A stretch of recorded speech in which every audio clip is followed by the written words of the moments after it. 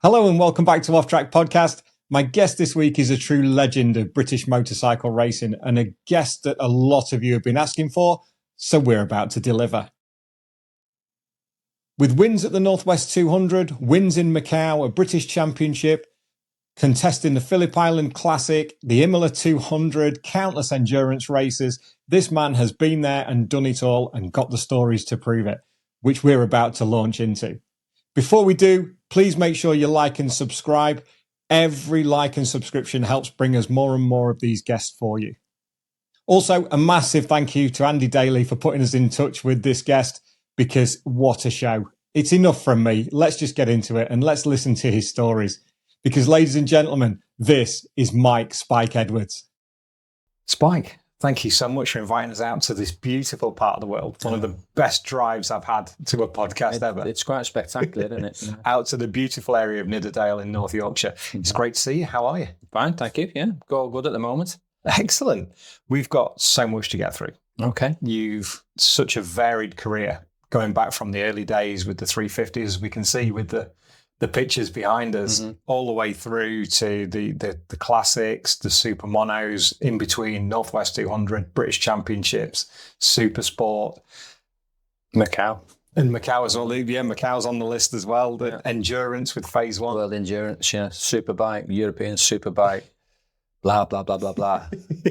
So settle in. This might be a while. Get yourself a cup of tea sorted out. Yeah, as we have. And thank you, Mike, for the brew. So we'll get started with this one. After a quick slurp, take me back to the beginning. Where did the love for motorcycle racing start, Spike? Well, it goes back way, way before I even really started riding bikes. Again, it often comes through your parents. And my father and my brother, Tom, who's 11 years my senior, my dad particularly was well into his bikes, and he worked for Michelin, the tyre company, as a motorcycle rep. So he was kind of out on the road all the time, flogging tyres to dealers, etc., building up contacts ultimately for me in the future. But he loved his bikes and so on. And then my brother, when he was 16, I'd been 5 at the time, had an accident and ended up losing his leg. So a year on afterwards, after the accident, and then I felt I love of biking. My dad kind of backed out of it at the same time. Ironically, at the time we were racing powerboats, because there's always been racing in the family. So he carried on racing powerboats, and I was hanging around growing up with the powerboats type of thing. So the competitive spirit's kind of always been bubbling away in the background. And you learn from, you have a certain X factor inside you from birth type of thing, but it can be nurtured and developed by what you see and what you're around. And so the competitive spirit of my dad and Tom, and they were super competitive in the powerboats, that carried on.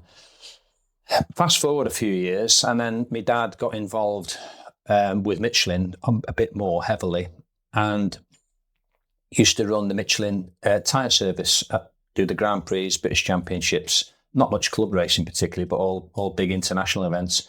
Of course, them days, you get a national at Scarborough and you'd get like Works teams rocking up. Works MVs, Aggo and all that sort of carry on. The Kawasaki's, the Hamel and that sort of stuff. So my dad was in and around that. And it was, again, super exciting for me because I'd be now 10, 11 sort of thing. And I used to sort of follow him about and get quite bored with some of the stuff going on. And I was always trying to find out where I can borrow somebody's paddock bike and go tearing about the place. So there was always an ulterior motive for me to do stuff. But there's been racing kind of bubbling away in the background. And again, fast forward a few more years, my dad's still running the Michelin tyre service. I got a road bike and was starting to tear around on the road. And again, I was a little bit stupid out on the road. It was 2 speeds, stopped or flat out, mostly flat out. And the normal kind of crashes, injuries kind of thing was starting to pop up. And my dad, particularly when I was 17, 18 and got me 250 out on the road, my dad thought this is going to go very south very quickly. So he said, do you ever fancy a go at racing? And I thought, well, yeah, I'll kind of see. Yes. I didn't really think it was for me as such.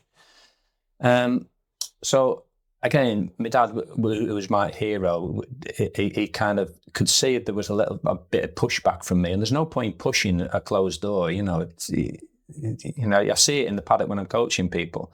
Sometimes there'll be somebody else, let's say it's a younger lad whose father said, you know, can you coach him?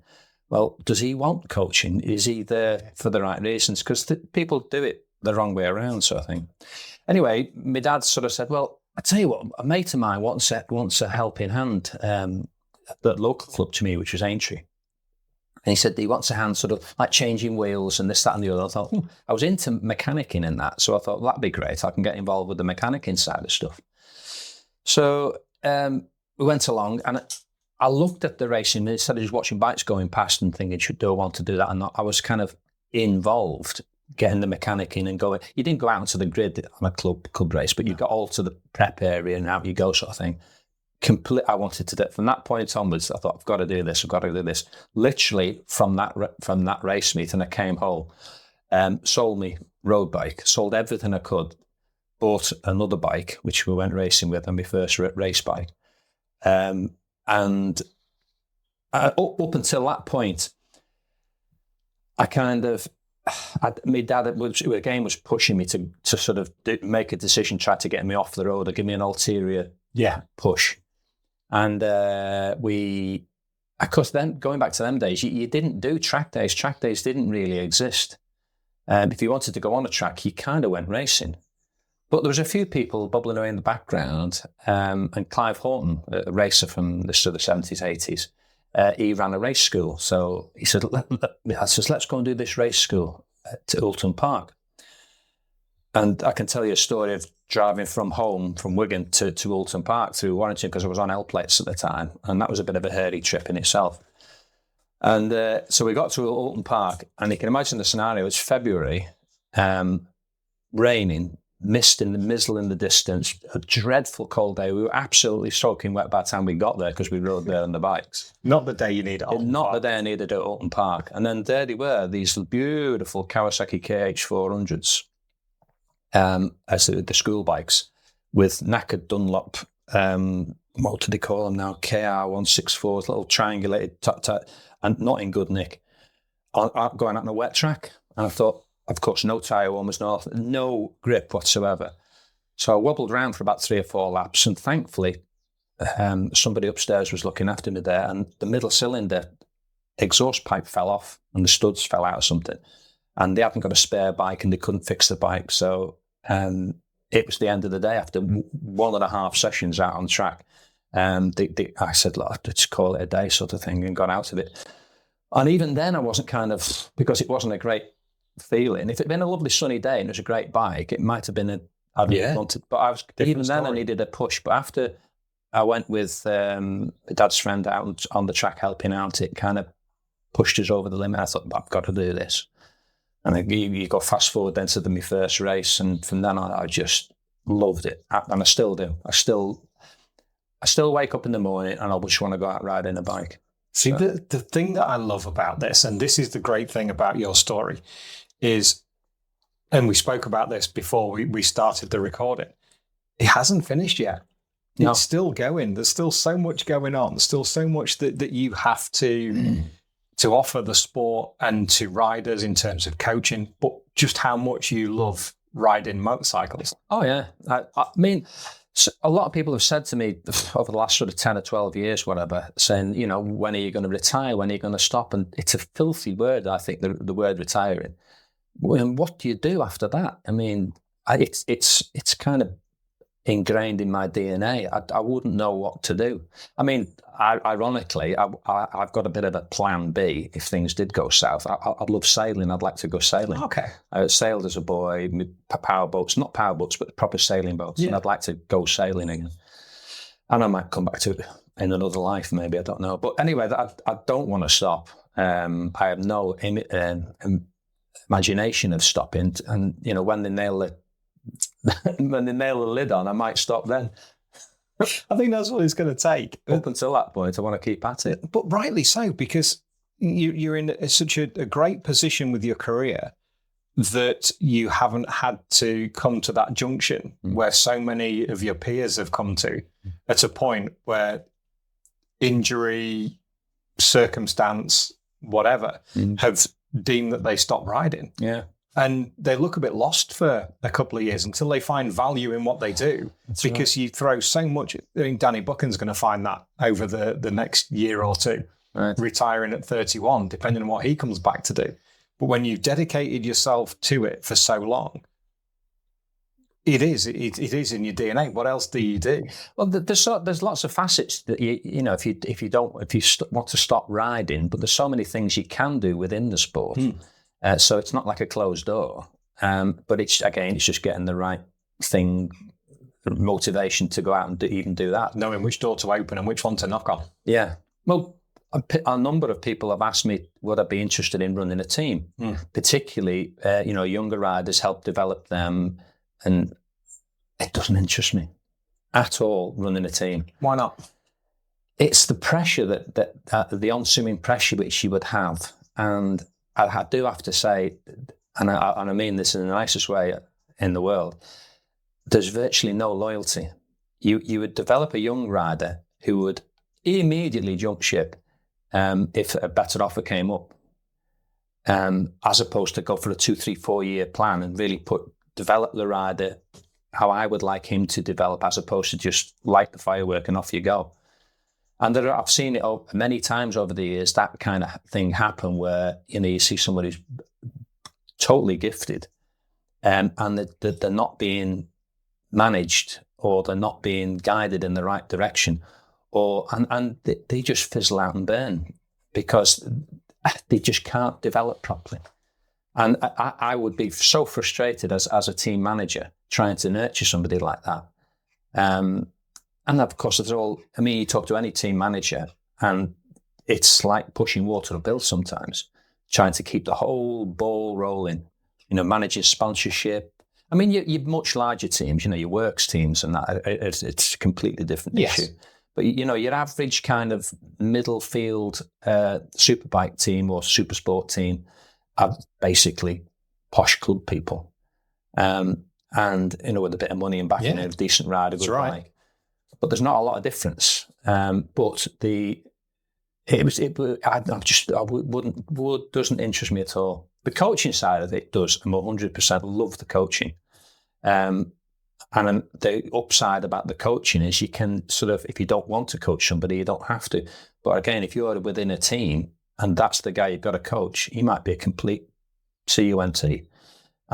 And you've got to work with him, I find talking to the younger riders these days and talking to team owners, team managers, crew chiefs, the want to have it all now is the biggest drawback for young riders in the sport at the moment, because they want everything yesterday. Yeah.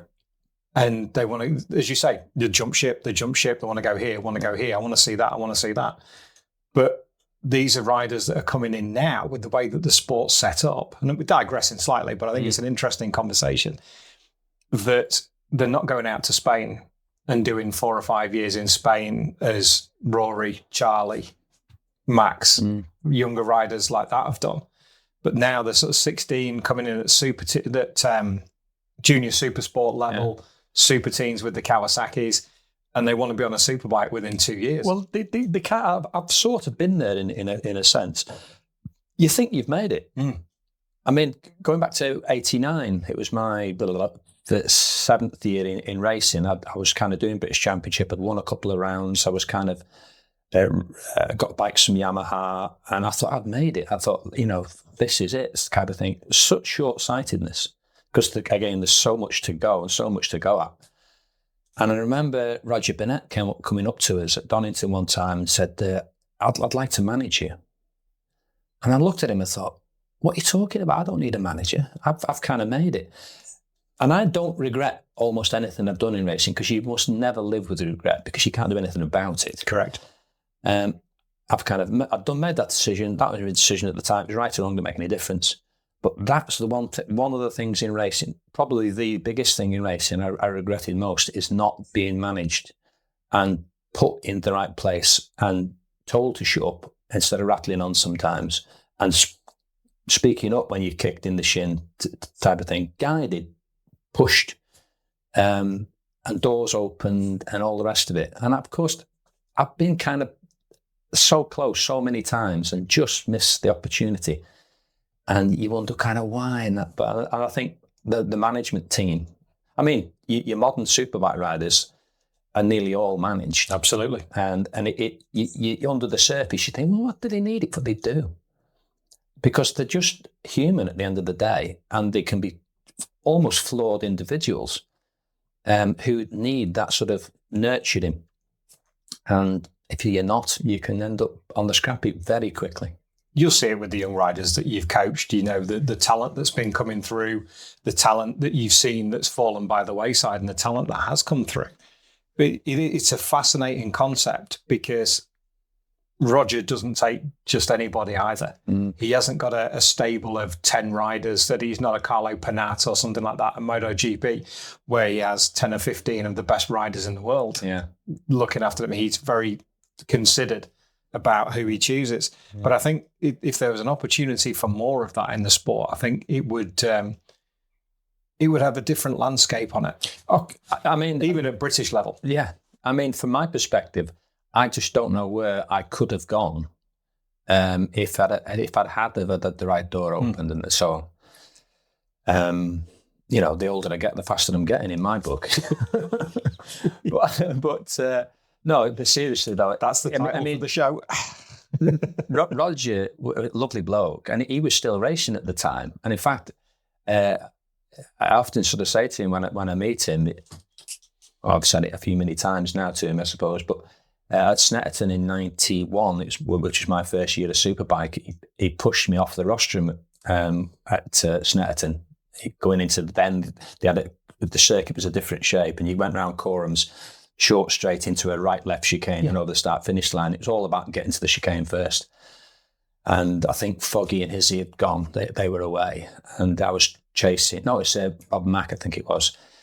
And I was battling with Roger, and he was on the RVF Honda. And he just got a slightly better drive. And I thought, I'm going to have him. So I went round the outside of him going kind of right to go left. And he just sat up and went for the apex sort of thing. We had clattered handlebars and I went through the gravel. And I'd have done exactly the same, don't get me wrong. And I can remember coming back on, because I think I ended up coming fifth then, but by the time I got on, lost momentum and that. And just watching him driving away, looking over the shoulder, I thought, but Roger, great bloke, a lot of time for him. And big regret. It happens a lot. That's one of the questions I asked later on in terms of regret. So we've covered that one off early, so we can get on to the good stuff after. That's a fascinating story, Mike. Thank you. When you started into sort of club racing, then into the British Championship racing, how difficult was it to get, even though your dad had the contacts through the sport, how difficult was it to get racing and to make a mark on the sport before you taken on by V&M and gone into the big league? This is kind of early 80s. You're going back to now 81, 82, early 83 type of thing. Racing has changed an awful lot since then. So you can't use modern values on what we were doing then. You know, going back to them days, club races were, I call proper club races. You know, often you would do two circuits. You would do your local circuit on one big distance circuit like Mallory or something like that, and it would be a big deal going somewhere. Traveling there, you know, I just had a car and trailer and would sleep either in the car or in under the trailer if it was hot, or in a tent if we were posh. And it was a long time before I got a caravan, and then that's another story. No, but it was kind of difficult in the early days. What you did, you became, if you were good, you became a track specialist, if you know what I mean. You just didn't spread out very much. And I was happy doing that for quite a long time because, of course, I was working and I was married fairly early, so I was kind of in a relationship type of thing. And I was kind of happy just doing like Three Sisters, Aintree, occasional Oulton Parks and kind of Cadwells. Because then you'd go to a different club to do a different circuit. It was a big deal having to spend the extra 12 quid or whatever it was to have club membership. And entries were like, their entries were like 15 quid. And it was a lot of money. It's a lot of money, but yeah. It all started to add up. And in fact, my dad, he used to try and help us by not doing my accounts, but try to keep me on score. And he'd slip us a tyre every now and then. Because, of course, he kind of let me do my own thing. He didn't want to become too dominant. He wanted me just to kind of do my own thing. If I didn't want to do it, don't do it. If I did want to do it, I'd find a way and I would then do it. But he hooked us up with some good people. And fairly early on, end of 83, he was really good mates with Charlie Williams. And Charlie ran the bike shop, of course, then in, I was going to say Frodsham, in Chester, on the outskirts of Chester. Good. And Charlie was just getting sort of to the end of his career, really. He didn't race much. I think he retired in 85 or something like that, around that sort of period. So he was sort of, plateauing, or certainly at that point. And of course, I was like a firework. I was kind of coming up. And he gave us a lot of guidance, a lot of help, tuned my LC250 when I first got that. And gave us so much little snippets of help over the years. Not a massive sponsor in one sense, but just the right amount, just at the right time, and kind of kept the sort of ball rolling. Bought me a couple of bikes, introduced me to people who did buy me bikes, because of course, as you start to develop, you very quickly, if you're doing it out of your own pocket, you just run out of cash. Racing is a black hole. And I very quickly got to that point. Got to a point where my dad just stopped showing me what I was spending. And of course, I used to work at a wholesale fruit and veg in them days company. And I'd take all the hours I could, but it was just ridiculous what I was spending.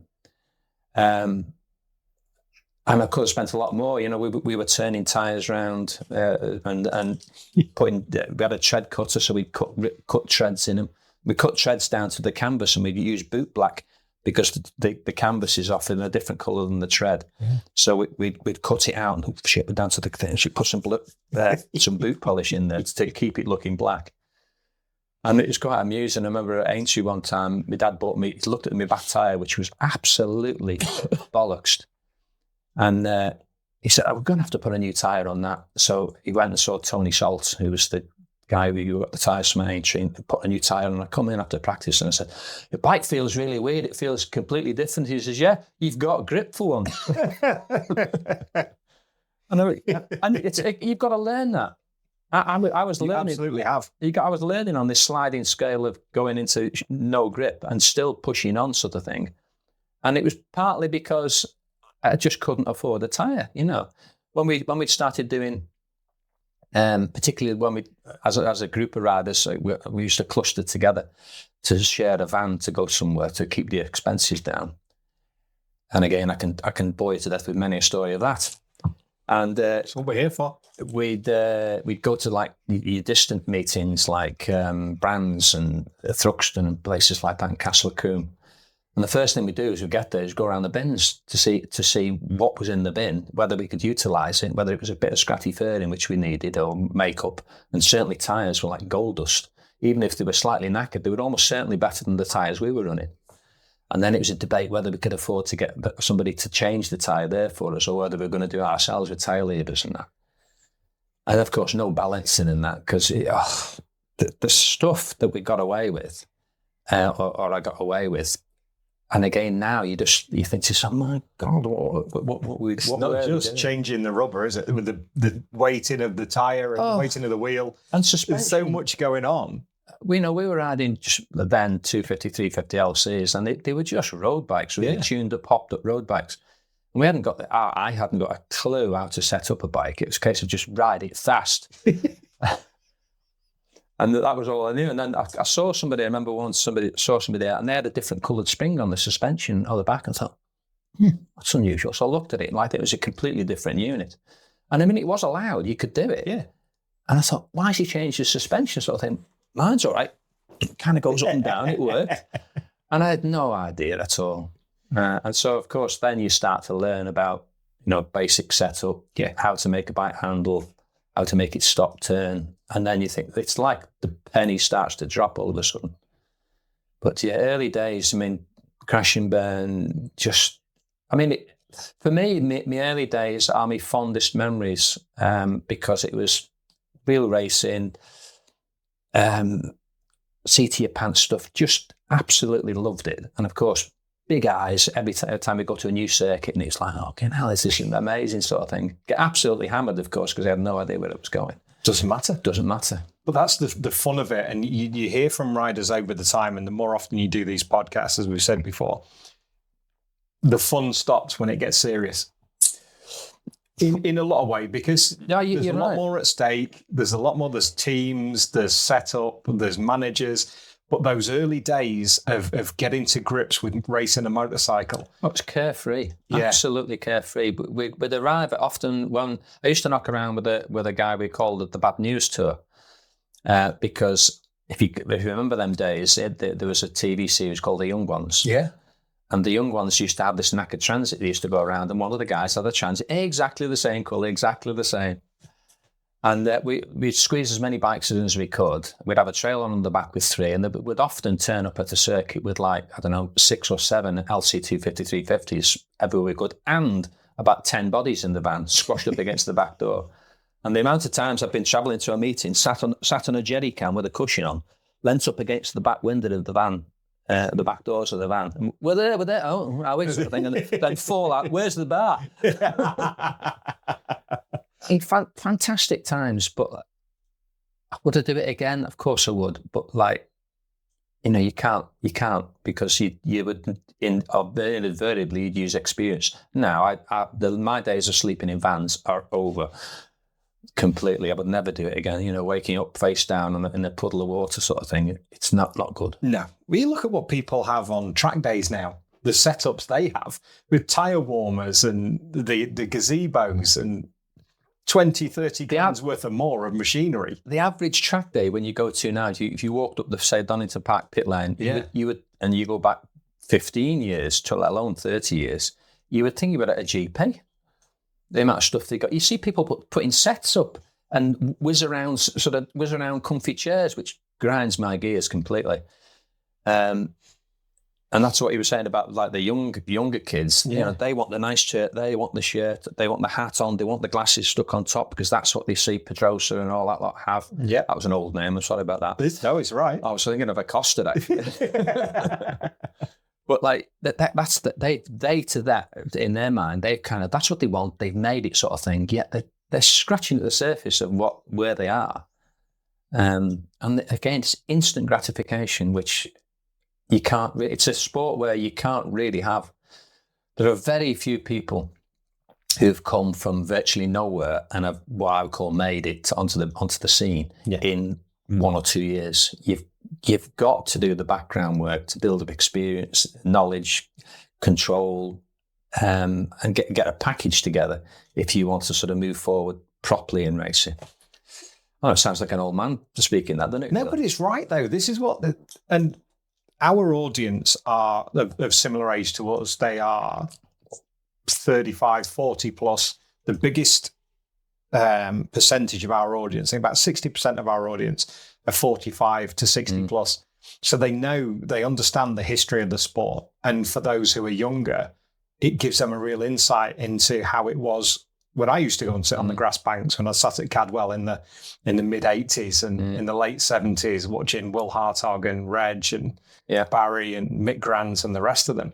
It was a completely different world. I had a good friend of ours gave me a start sheet from 1979. All right. It was a JPS meeting, and I think it was at Cadwell Park. It was a John Player International, something like that. Roberts was there, Sheen was there. Yeah. And it gave a list of start money. Who was shoot? Yeah. And you couldn't imagine that now for how it was. We could go to Cadwell and see Barry Sheen and Mick Grant come back from GPs, and they'd be getting 10 grand start money before they even did anything else.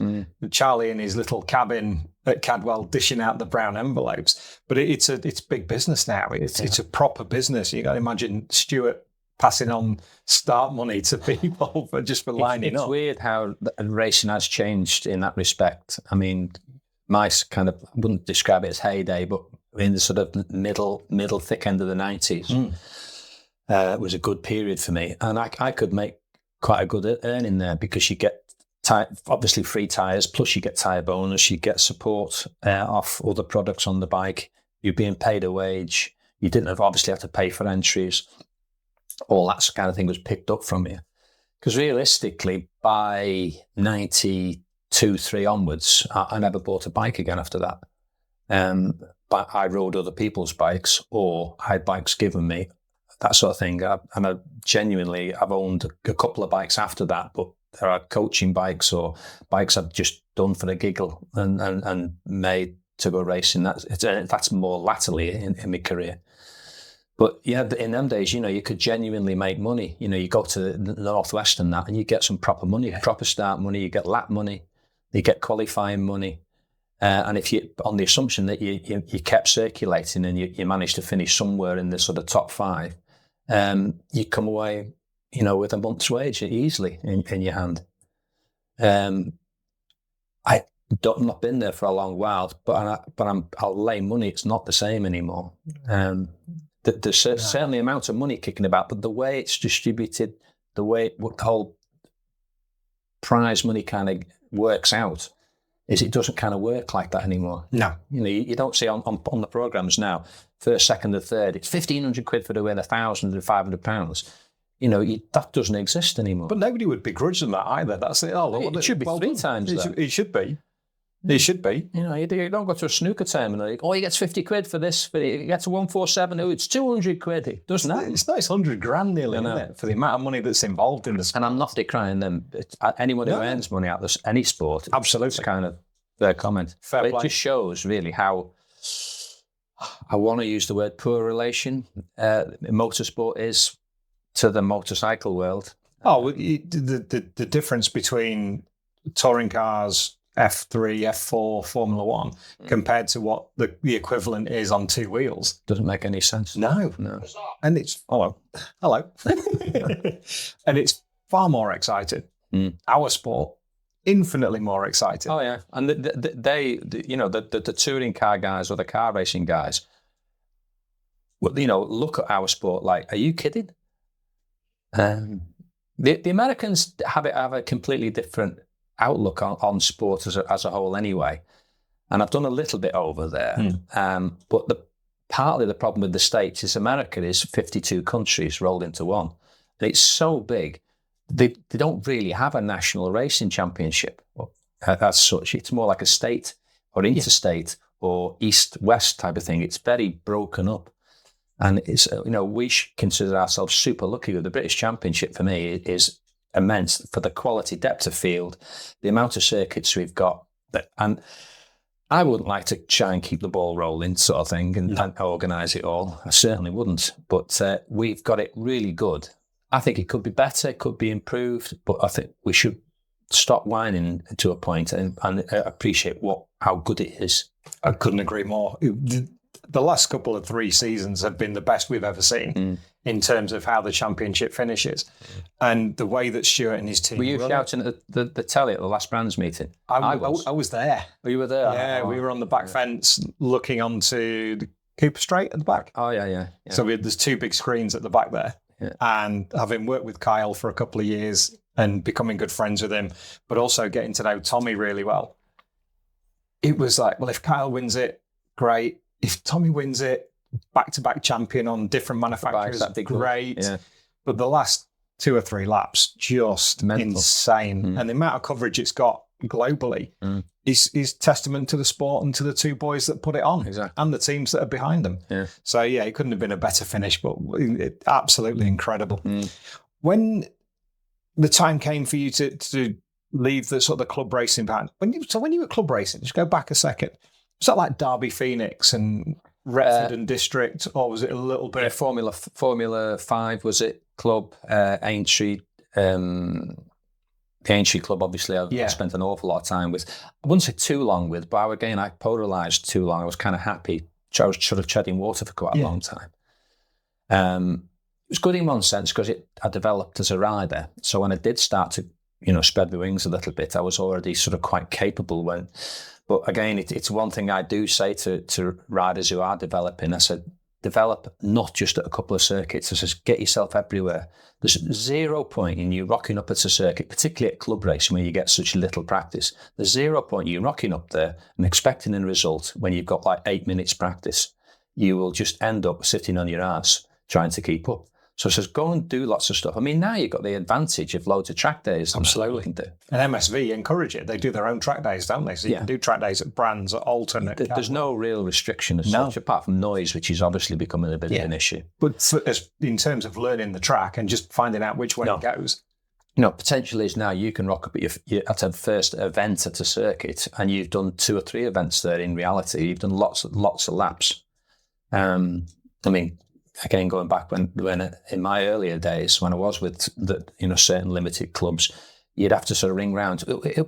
What club is it that's there? And you'd read through Motorcycle News, and then you'd look through the entry lists, and you get it, and then you have to ring up the entry secretary, and then send your check off. And remember, it's only inside back pages, wasn't it? All the club events. There's obviously no internet then, so it was all kind of like black and white days.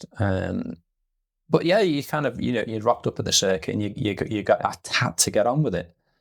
But the clubs themselves were quite very localised. I think nowadays, your larger clubs, your Bemsies, Thundersport now, which is of course gone, which was a great club. It was. They were kind of almost like a national. They were almost like a national champion. Each of them is like a national champion because they're spread out enough now. Absolutely. So if you follow the championship now, it's like you're doing a different version of the same. It's not a British championship per se, but essentially it is, but just on a tier down. It's a national championship, isn't it? If you look at it that way. Yeah. Absolutely. What Sid did at Thundersport, what smaller clubs, NG, Bemsy, and No Limits, what those guys are doing, it's giving somebody an outlet similar to you had when you started. So you don't have to go straight into the BSB paddock and spend a huge amount of money to be competitive. Yeah. So it works out so well. Yeah. When did the step come from club racing then to British Championship, and you realised then that, hang on a minute, well, we can do this? The British Championship thing didn't really happen in them days. You'd do a series like the Marlborough Club Championship, which for us was the British Championship, essentially. If you did your 250, 350 production, or 600 production as it was, if you did the Marlborough Championship, that was effectively the British Championship. Yep. Even though there was no British title at the end of it as such. You get your prize money and and if you won the individual championship, some of them they even got a bike out of it. So it was always a bit of a squabble at the end of the year. That was kind of our British Championship. I only started doing official British Championship much later in 87, 88, when then it was called the Super Cup? Yes. And stuff like that. In fact, it was even for MCRCB were around the series, and there was a kind of an evolution into it. So it was more like late 90s, late 80s, early 90s is when I really never went back to club racing, because you kind of don't. No. And you kind of stay where you are. And it's like climbing up rungs of a ladder. You have to sort of take it on the chin sometimes, that when you move up from club and you're hot to trot sort of thing, and you think you're the best pink dick in the paddocks, are they? And then you're suddenly getting your arse spanked properly. You've got to take that on the chin and say, okay, because when you do move up the ladder and you go back, you find it so easy at club racing. It isn't. No. But if you know what I mean, you've moved on. And jumping into the British Championship was a bit nerve-wracking in the sense that, I won my first British Championship in 88 on a series which was basically the forerunner to Supersport 400. It was called Junior Stock then. TZR 250 with expansion pipes on. Charlie Williams bought the bike. Did he buy that one? Well, 87, sorry, I have to jump back slightly. 87, I did the TZR, Yamaha TZR series, because it was the first year of the TZR. And it was an absolutely production bike, apart from dreadful Dunlop tyres they put on them, which was great in one sense, because they lasted quite well. And and had a limited grip factor, which made it exciting for the crowd to watch. And that was kind of, it was televised as well. It was my first proper televised event. And it was kind of, you realised it was a watershed kind of point in my career. And I thought, yeah, this is great, this sort of thing. So then Charlie, that bike came from Wiley in Holland, who was a local dealers to Charlie. And they kind of did something together, and a bike turned up for me. But the following year, he bought, it wasn't the same bike, but he bought another TZR off them. And we used that to do the junior stock series, which I won 9 out of the 13 rounds. I had a really good bike, which helped, of course. But I was kind of really starting to come good then, and getting fantastic racing. And then won the British Championship. It was my first British Championship, and you go to the awards, and a little bit of the Jesus and where I am sort of thing. Because of course I'm still, to me, I was still a club rider, but I was actually making it happen in a bigger arena, and it was really good. The sponsorship started to sort of, I wouldn't say flood in, but I got my first crash helmet given me, which was great. Type of thing. I started to have crash helmets. RI supported as well. Belstaff was the importer of RI at the time, and they got involved. And in fact, the following year, they set up a team, Belstaff team. And that was my first foray, really. Hang on, about 87, that would be 88. No, I was with Bill Heads at the time. I was working at Bill Heads in Preston, a Honda dealer in Preston. And we did the Honda CBR Challenge in 88. 87 and 88. So this is all a long time ago. You have to work with me on this one. 87, 88 was Honda CBR Challenge, which again was all televised, and I was rubbing shoulders with a lot better riders, which of course pushes you down into the pack a bit. But of course you then develop, because if you're winning races all the time, you almost stop learning. You've got to keep on pushing, got to keep on learning. And that was great for me, because I was, taking my head off a bit more and really getting involved. Met some fantastic people. Mez Mellor was one of my heroes. What a great bloke he was. Such a genuine bloke. And I remember, funny enough, in 89, we were stood on the rostrum. It was the very first Supersport 600 race that ever was at Donington Park. And I qualified on the front row, and I won. And I don't know whether it's even still there then, but when you on the start-finish straight to the right, there used to be a thing which used to come out of the ground, and it was like a podium which would pop up out of the ground, and then they shove it back into the ground for racing and pop it up again. It was a really weird thing. And we're kind of waiting for it, and it popped up. So me and Mez, we sort of got up there, and I said, I've not done all this before. What do you kind of do? Because it was big. In the TV, cameras in your face and this, that, and the other. He said, oh, don't worry, you'll get used to it, sort of thing. Brilliant bloke. Anyway, yeah, that was me sort of step up into the British Championship. Support started to come, offers started to come. And that's in the nicest way what I needed, really. That's what a mentor or manager would have really, really helped, because he would have kept us back or pushed us on, whatever was really needed at the time. For me, also, I just wanted to do is ride my motorbikes and win races. That's kind of what it was about. I think there's a lot to be said that there could be a few riders of that time that could have done with some direction. I think you were one of quite a few. When you look at the talent that you were a part of, in the late 80s and the early 90s, when you sort of, God bless him, you talk about Mez and riders of his caliber, Simo, where they could have gone, but made great careers anyway. Yeah. And just by finding their own way through the minefield that was British racing. Talent bubbles to the surface always. Yeah. But it would bubble faster and would bubble higher, almost certainly, if it was done, I wouldn't say better, but maybe slightly differently. It's difficult to generalise when it comes to this sort of thing, but you have to, really. But no, it was early 90s were very good to me, and it set out a career path for effectively Supersport, because again, I'll go back into the early 80s. In the sort of early 80s, there was sort of not as many classes as you go to a club meeting now, and you've got mini twins, this twins, super twins, super stock, blah blah blah blah. There's so many classes. It's bloody ridiculous. Where then there was like 250 production, a 350 production, or a 600, depending exactly when you're talking. There'd be 1300 production, and then there was 250, 350 open, and then a big open. And that was it, really. That's all you needed. That's kind of all you needed. But so at some point, it was expected, and Charlie was keen on the idea, at some point, to jump onto an open bike. Yeah. Open 250, which was the way to go, because the 350 class was just about to finish when I was kind of making this decision. So should we go 250 racing? And then I saw the guys who were working on the 250s and having an open bike at TZ or Honda or whatever it would be at the time. It's purgatory. It's just constant 24/7 working on the bikes. And anyone who says it isn't is lying. They're just working on the bikes all the time.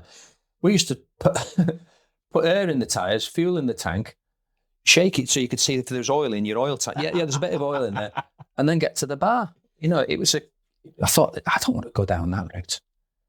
And then, of course, the one make series popped up, like the MRTs, the RCs, Honda CBR Cup, and people were giving you bikes, and there were no trouble. Why would I want to step on an open bike and do all this grief where you'd have to have a mechanic? And who knew what they were doing with the two-stroke engines that were finely balanced at the best of times. Exactly. So I thought, no, definitely don't want to go down that route.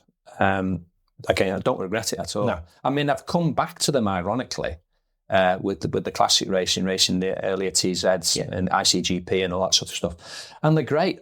They're very difficult to ride, and they're quite fast still, but it is really life on a knife edge, the whole, from a grip, from a power, is it going to get to the end? Where the stuff I went on to, you know, your Honda CBRs and your 4-strokes and that, will literally just plug and play. These are the more fascinating chats that we have when you speak to riders that were bred on 250s, and they have such an affinity for 250s, whether it be the TZs, the RGVs, the NSs, whichever. It was the proving ground for the racers at the time. You made at that point, you made a decision where your career path was ultimately going. Yeah. If you were very short-sighted, which I probably was at the time, I thought, I don't fancy that. That's an easier route. And it may not have been the best route to go, because, you know, potentially I could have maybe gone 250 GP racing. That may be a route I would have ended up going. You just didn't know. I sort of didn't want to know, really. But the 250s, I mean, are more modern 250s. You jump fast forward to sort of like your 2000s, 2005, all around that. To me, with them, the 250s were at the very best. They were beautiful bits of kit.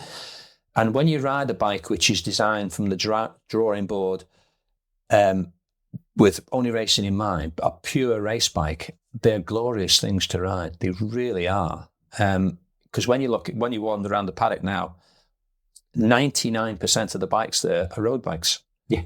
Okay, heavily modified, tuned, blah, blah, blah, suspension, whatever. The silhouette is still the same. There's still essentially, the DNA is a road bike. And you scratch beneath the surface and you can see that sort of thing. But when you race a proper race bike, there's kind of like, there's no going back. You know, anything else is inferior. And I mean that in the nicest way possible. Because again, I've ridden lots of stuff, so I kind of. Well, I think if there's anybody that has the ability to sit there and say what the bikes can and can't do and how they are, with the bikes that you've ridden over the years, I don't think there's anybody better placed to be able to say that. And when you look at Max Biaggi's RS250 and the NSR and the Harada's 250 was incredible. Yeah.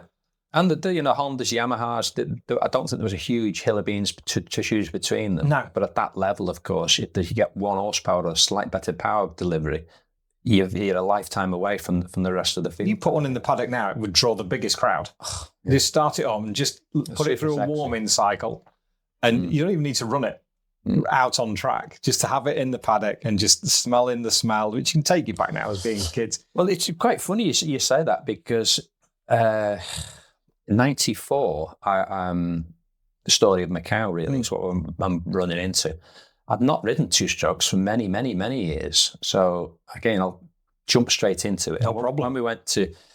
When I got invited to go to Macau, I rocked up at Macau as a reserve rider, literally the day before the first practice.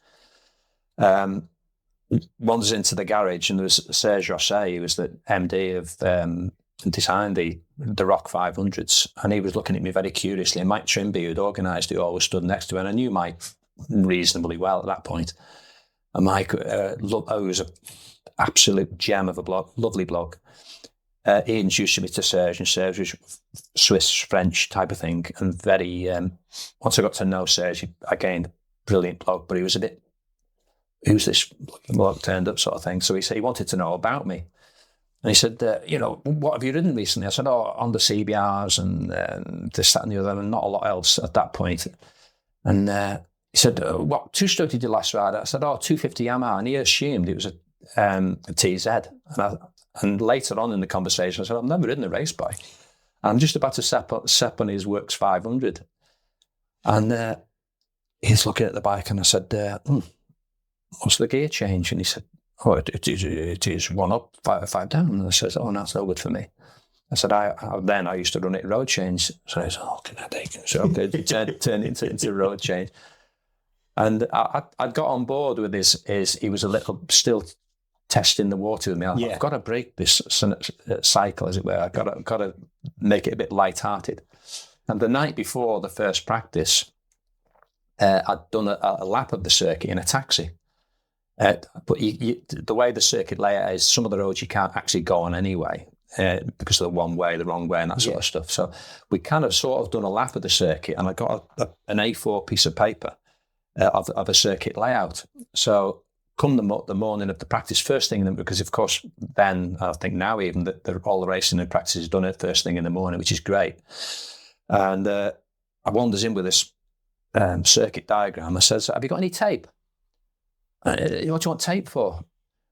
So I said, I want to stick it on the tank. So on the straight, so I can have a little look where I'm going, so I know what's coming next. And he was like absolutely horrified. And then I started smirking. And it broke the ice, because he started laughing, and he said, and he went all French on me. And it was really good after that point. But that was me. I mean, we could talk for hours about Macau, but I love the road circuits anyway. I'd just won the Supersport race at the Northwest 200. Yep. And this is obviously end of the year now, because Macau's usually in November. And so I've got an affinity to the roads. I've done really well there. And that's kind of why I got the gig at the end of the day, because they don't really want short circuit guys rocking up. They want people with road circuits. The fact that it's on the road is so removed from what it actually is. Yeah. I mean, it's such a bizarre, weird place to go racing.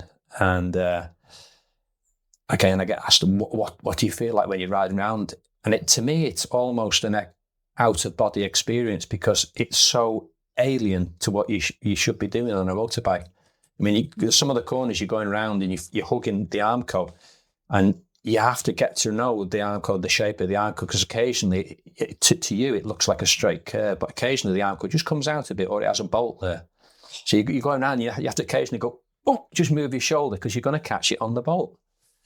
You see the photos of Rutter and Steve Plater through that right-hander where they do scuff the shoulders on the armco. It's a chicane on the top of the hill. Yeah. Well, I spoke to Josh Brooks about it a few weeks ago, and it's not a place for him. He went last year, didn't enjoy it at all. No. But he said the intensity of it as well, that you don't realise when you watch it, it's kind of first, second, third. You're not too often into top gear apart from the straights, but he said that it's such a nadgery, twisty circuit. It is. If that's not your thing, it's so difficult to get your head around. Very bumpy, very low adhesion. I mean, certainly in the free practice, there's one part of the circuit, I can't remember the name of it now, and you drop down this hill, sharp right-hander, and you go in a short dip, and then there's another sharp right-hander again. And you go through where all the taxis park. I mean, it may have changed now. Christ, it's 30 years ago. But the track is essentially the same. We say 1994, we say it's 20 years ago. It just feels better. Does it sound better? It feels better. Yeah. For you and for me. you go to where all the taxis used to park. And of course, you get an old taxi sitting there dripping diesel on the floor. So they used to put a shitload of concrete dust down there. So you turn right into this fog of all the concrete dust being kicked up. And of course, you're riding through thinking, ooh, ooh, ooh. And of course, you've got it on your tyres for the next right. And you just had to take that on board, that's kind of the way it was. And of course, in the morning, the track temperature was cold or cooler than it was. And it was a very weird place. Absolutely no runoff. There is, at the end of the start, what is the main straight going down to Lisboa, the big casino. There's a kind of a run on there. There's an escape road, isn't there? There's an escape road. But that's it. That's your end of your story. Everyone else, you've got to turn right, you've got to turn left. That's the escape road. When you turned up at Macau, we'll go on to that now. We'll keep batting backwards and forwards. It's fine. When you turn up at Macau and you've got a Grand Prix spec ROC 500 machine sat there, which is stiff chassis, it's Grand Prix, it's all the shiny bits. It's an incredible piece of kit. Coming from a CBR 600 to that, which has got a little bit of a hinge in the middle, and now you're riding this stiff thing that is a purebred race bike. You've got to go back a little bit. I was at that time in my life, I was working with my dad, running a CBT school, teaching people how to ride on the road. So you'd be stood in a car park, getting people to learn how to ride clutch control, blah, blah, blah. Imagine the scene. November, pissing down on a car park in Wigan. Water's running down my neck, and I've got two young lads, a young lad and a woman, whatever it was, two people wandering around on bikes. And I'm thinking to myself, I was kind of enjoying it because I love that sort of thing, but I'm thinking to myself, oh God, let's get back into the cabin and we start talking about bikes. Phone rings. I had a mobile phone then. So I picked up my phone. Yeah. Mike Trimby. Oh, hello, Mike. Everything all right? Yeah. He said, what are you doing on Thursday? Well, I says, I don't know. I'll have to look at my diary. He says, you fancy coming to Macau? Let me think about that for a nanosecond. Yes. Yes. What is it? Oh, we want you to ride one of the ROC 500s. I didn't really know what a ROC 500 was. And I said, oh yeah, sounds interesting. He said, it's a Grand Prix bike. You all right with that? I said, yeah, should be fine. Yeah. He said, right, I'll get Linda to sort out all the tickets. And a couple of days later, well, it wasn't a couple of days later, it was the following morning, the ticket was sort of waiting for me. Got home that afternoon, told the wife, I'm off to Macau. Mike also said, you can take and bring a mechanic with you or a helper outer. So I rang my friend, Kev Ashurst, at the time. And he said, are you up for it, Kev? Yeah. So literally drove down to Heathrow, jumps on the plane, arrives at Hong Kong. Then you get that, I think you can fly into Macau now, but then you used to have to jump on a hoverfoil, and the hoverfoil they take you to the island, and then there you were, sort of thing. So rocks up in the garages in the morning, because we only got to the hotel really late, everyone was in bed. So rocks up at the garages in the morning, and there was people kind of saying, what the fuck are you doing here? And I said, oh, I'm riding a ride, I've got a ride. What are you riding for? And they said the ROC 500. It was like you pushed the nose out sort of thing, because it was the bike to sit on. Yeah. It was definitely the bike to sit on. And because there was Andrew Stroud was riding the other one that year, and it should have been a guy called Laurence Nouveau, who was the works and rock rider, but he'd had a knee injury or something, right kind of at last minute in testing or training or something. Hence I got the gig. So then we move into the bike and the story of the tape on the tank and all that sort of carry on, breaking the ice with Serge and that. And his mechanic was, again, a French guy called Gerard. Lovely bloke. Everyone's lovely. But when you get to know him, he was a grand bloke. But his English was a bit sketchy sort of thing. So certainly better than my French, having said that. And he said, right, he said, you're going to have to run it in. The first session, you're going to have to run it in. So it suits me because I don't know where I'm going, sort of thing. So he said, right, he said, don't labour the bike. Don't be afraid of revving it too hard, but don't really labour it, sort of thing. And then do maybe 4 or 5 laps. I'll hang this board out. This is all in pidgin English. I'll hang the board out, and then you can kind of go for it. So there we go. And I could hear him revving the bike up, and he's going, wang, wang, wang, wang, really proper revving it up. I went to him and said, I thought you'd run it in. He said, oh no, this is just warming it up. I thought, I can at least rev it that high, sort of thing, so I'll crack on. So went out the pit lane, and people were zipping past us, and I kind of wobbling around, finding my way around. And is it here? I didn't have the thing on the tank. And I sort of got a general idea of where I was going. And then I saw the pit board hanging over the wall. I could open it up, and I started opening up proper then, like basically above 9. And even though it went quite well, it didn't really pull my arms out. And I thought, is that it? Type of thing. I thought, it's nice and talky, but there's no zip. I've heard these were like bloody killers, these bikes. What did the power band kick in at? Well, it was so low. I mean, the Melco hairpin, which is a first gear hairpin around there, the tacho would drop off the scale, and you could you just drive out. It's a beautiful thing to ride. 6, it picked up its heels. 9, it started to go, and then kind of flattened out. I thought, strange that. Okay. Anyway, even though it wasn't qualifying, I was about 3rd or 4th quickest, so they were quite pleased with the way I was going. I was really pleased with where I was going. And it pops back in, he said, how's the bike? And I said, well, it's all right, but I said, not very fast. He says, what do you mean? He says, this is the latest generation V4. It's 175 horsepower or something. 135. He was all like, so what do you mean it's not fast, type of thing? I said, I explained what was going on. So a lot of French pointing and shouting going on.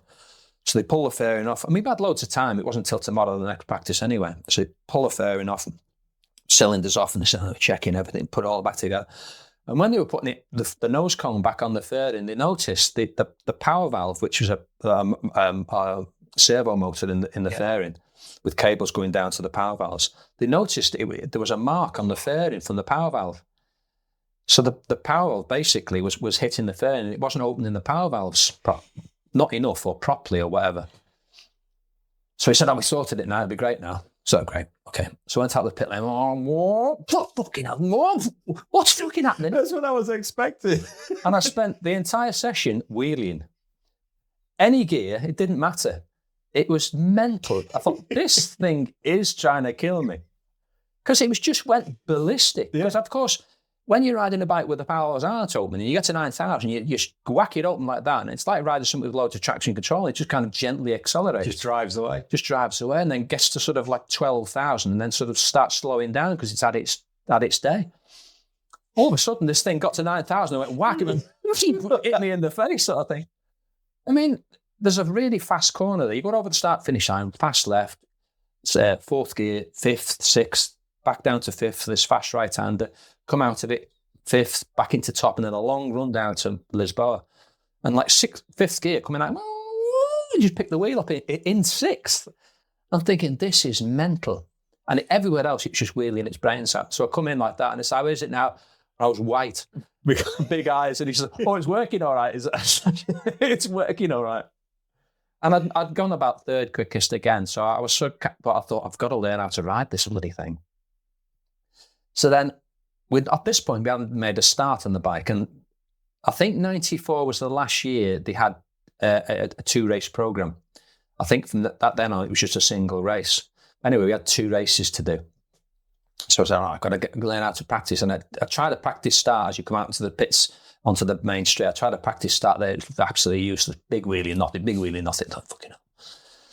So I thought, we'll be all right by the time the race comes. Anyway, we're queuing up for the race. Bang, bang, bang, bang, bang, bang, bang, bang, bang, bang. Everyone's coming past us like this sort of thing.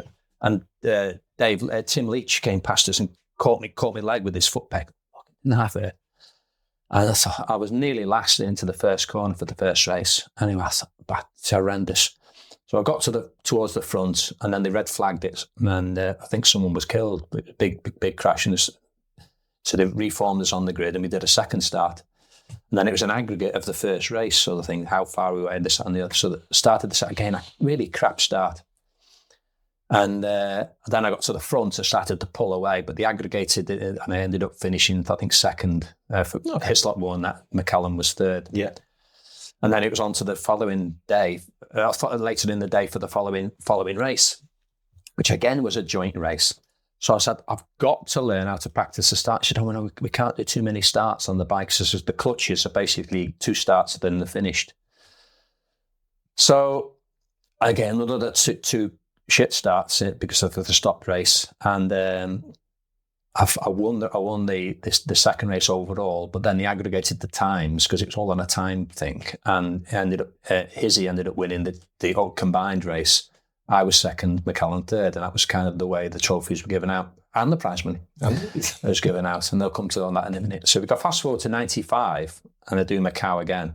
First thing I said to Serge says, I'd like to go away practicing somewhere on the bike as opposed to just rocking up, and I've got to practice the start. There's no point in qualifying pole if I'm fluffing the start. No. So he said, speak to Gerard, he'll sort you out. So I said, okay. So I said, okay, Gerard. We're in the bar one night, and he said, how do you get him off the line? He said, okay. He says, this is what you do. He said, then it was flags. A flag start, not lights. So he says, you wait for the man with the flag to raise the flag. And then you take the engine RPM, 10,000, 10,000, 10,000, 10,000. And when you see the man go tense and start to go down, he says, full gas. And you go, what? You stick on full gas like that. And he says, by then the flag is on its way down, and then she's used the clutch. Do not close the throttle. You're full gas, keep the throttle open. And I thought, you're fucking joking. I said, this is 175 plus horsepower. Yeah. I said, I'm going to end up in hospital. So he said, no, try it. It really works. So wobbles out the pit lane for the first practice session. I thought, this is stupid. So I tried to do one start normal. Forget about it. Because I was used to 4 strokes, which you pay quite a bit of revs and torque them off the line, get the clutch out and go. No. So I thought, I'm going to have to do another one. Next practice, I went out and said, right, this is it. Where's the hospital? It's up there, up on the hill there. They can air freight us up there. And imagine it, 10,000 RPM. Yeah. What? Just full gas like that, and then just fried the clutch. And you know, the film's one of the Star Treks where it jumps to hyperspeed. It was like that. Everything blurred. And I think my eyes started to bleed. It just went so fast. I didn't wheelie that much. I was really surprised because I probably just had enough control to keep the thing screaming. And then it kind of ran out of revs because that was first gear finished, and into second gear, and of course then massive wheelie because I just jumped it off.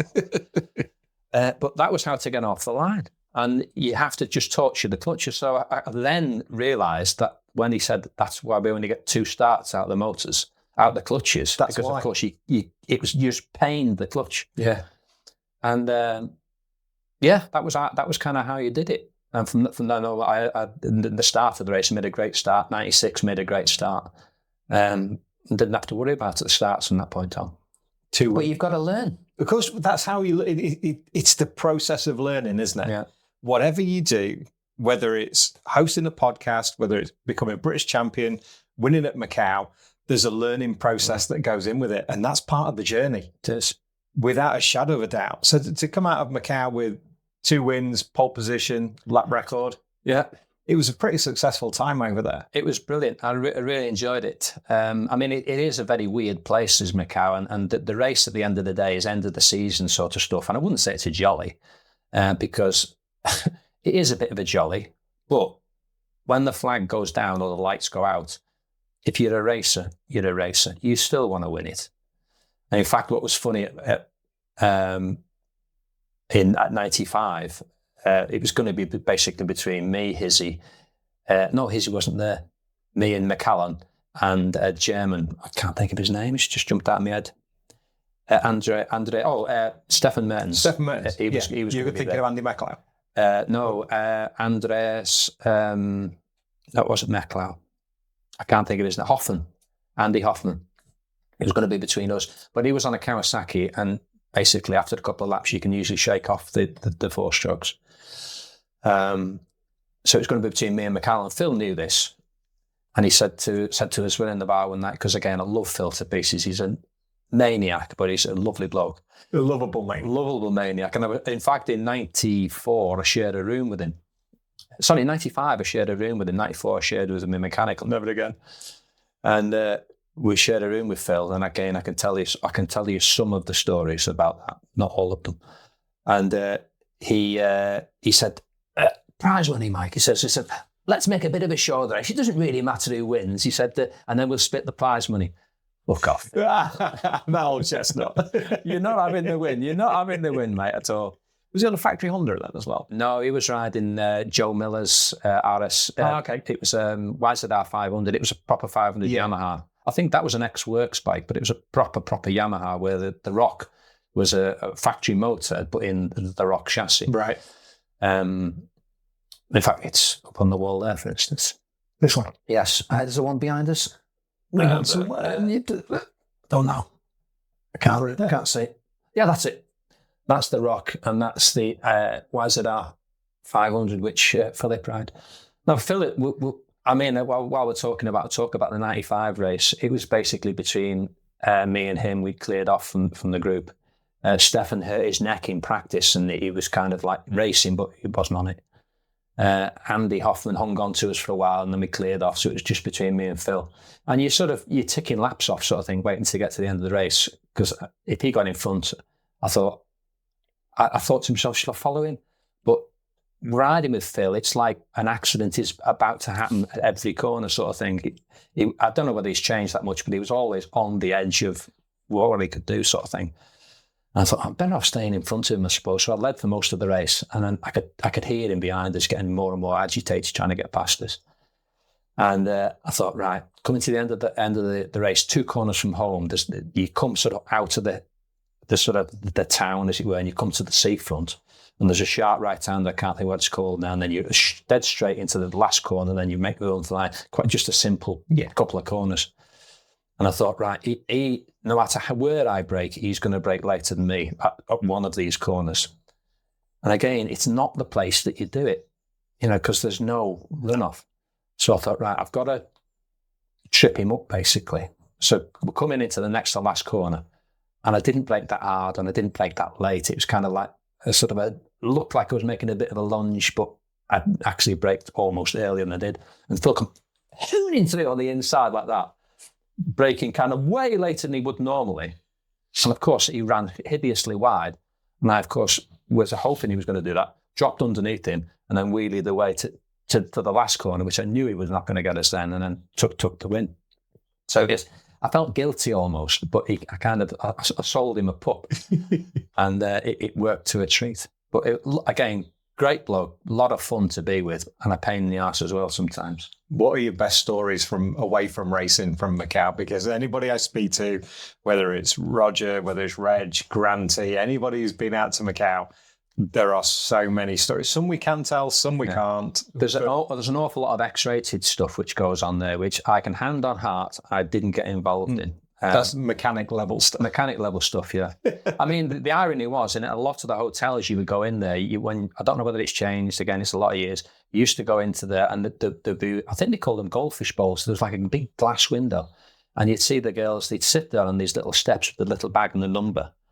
And this is the hotel sort of thing. And you'd walk in and you'd pick number 9, number 6, and then go and have a massage. Yes. And it just wasn't my thing at all. So one of the other mechanics, a guy called Col Morris, who became a mechanic with V&M, again, fantastic. I was at Col the other week, brilliant bloke. Col it wasn't his thing either. So he said, let's go to because Macau is was an old Portuguese colony.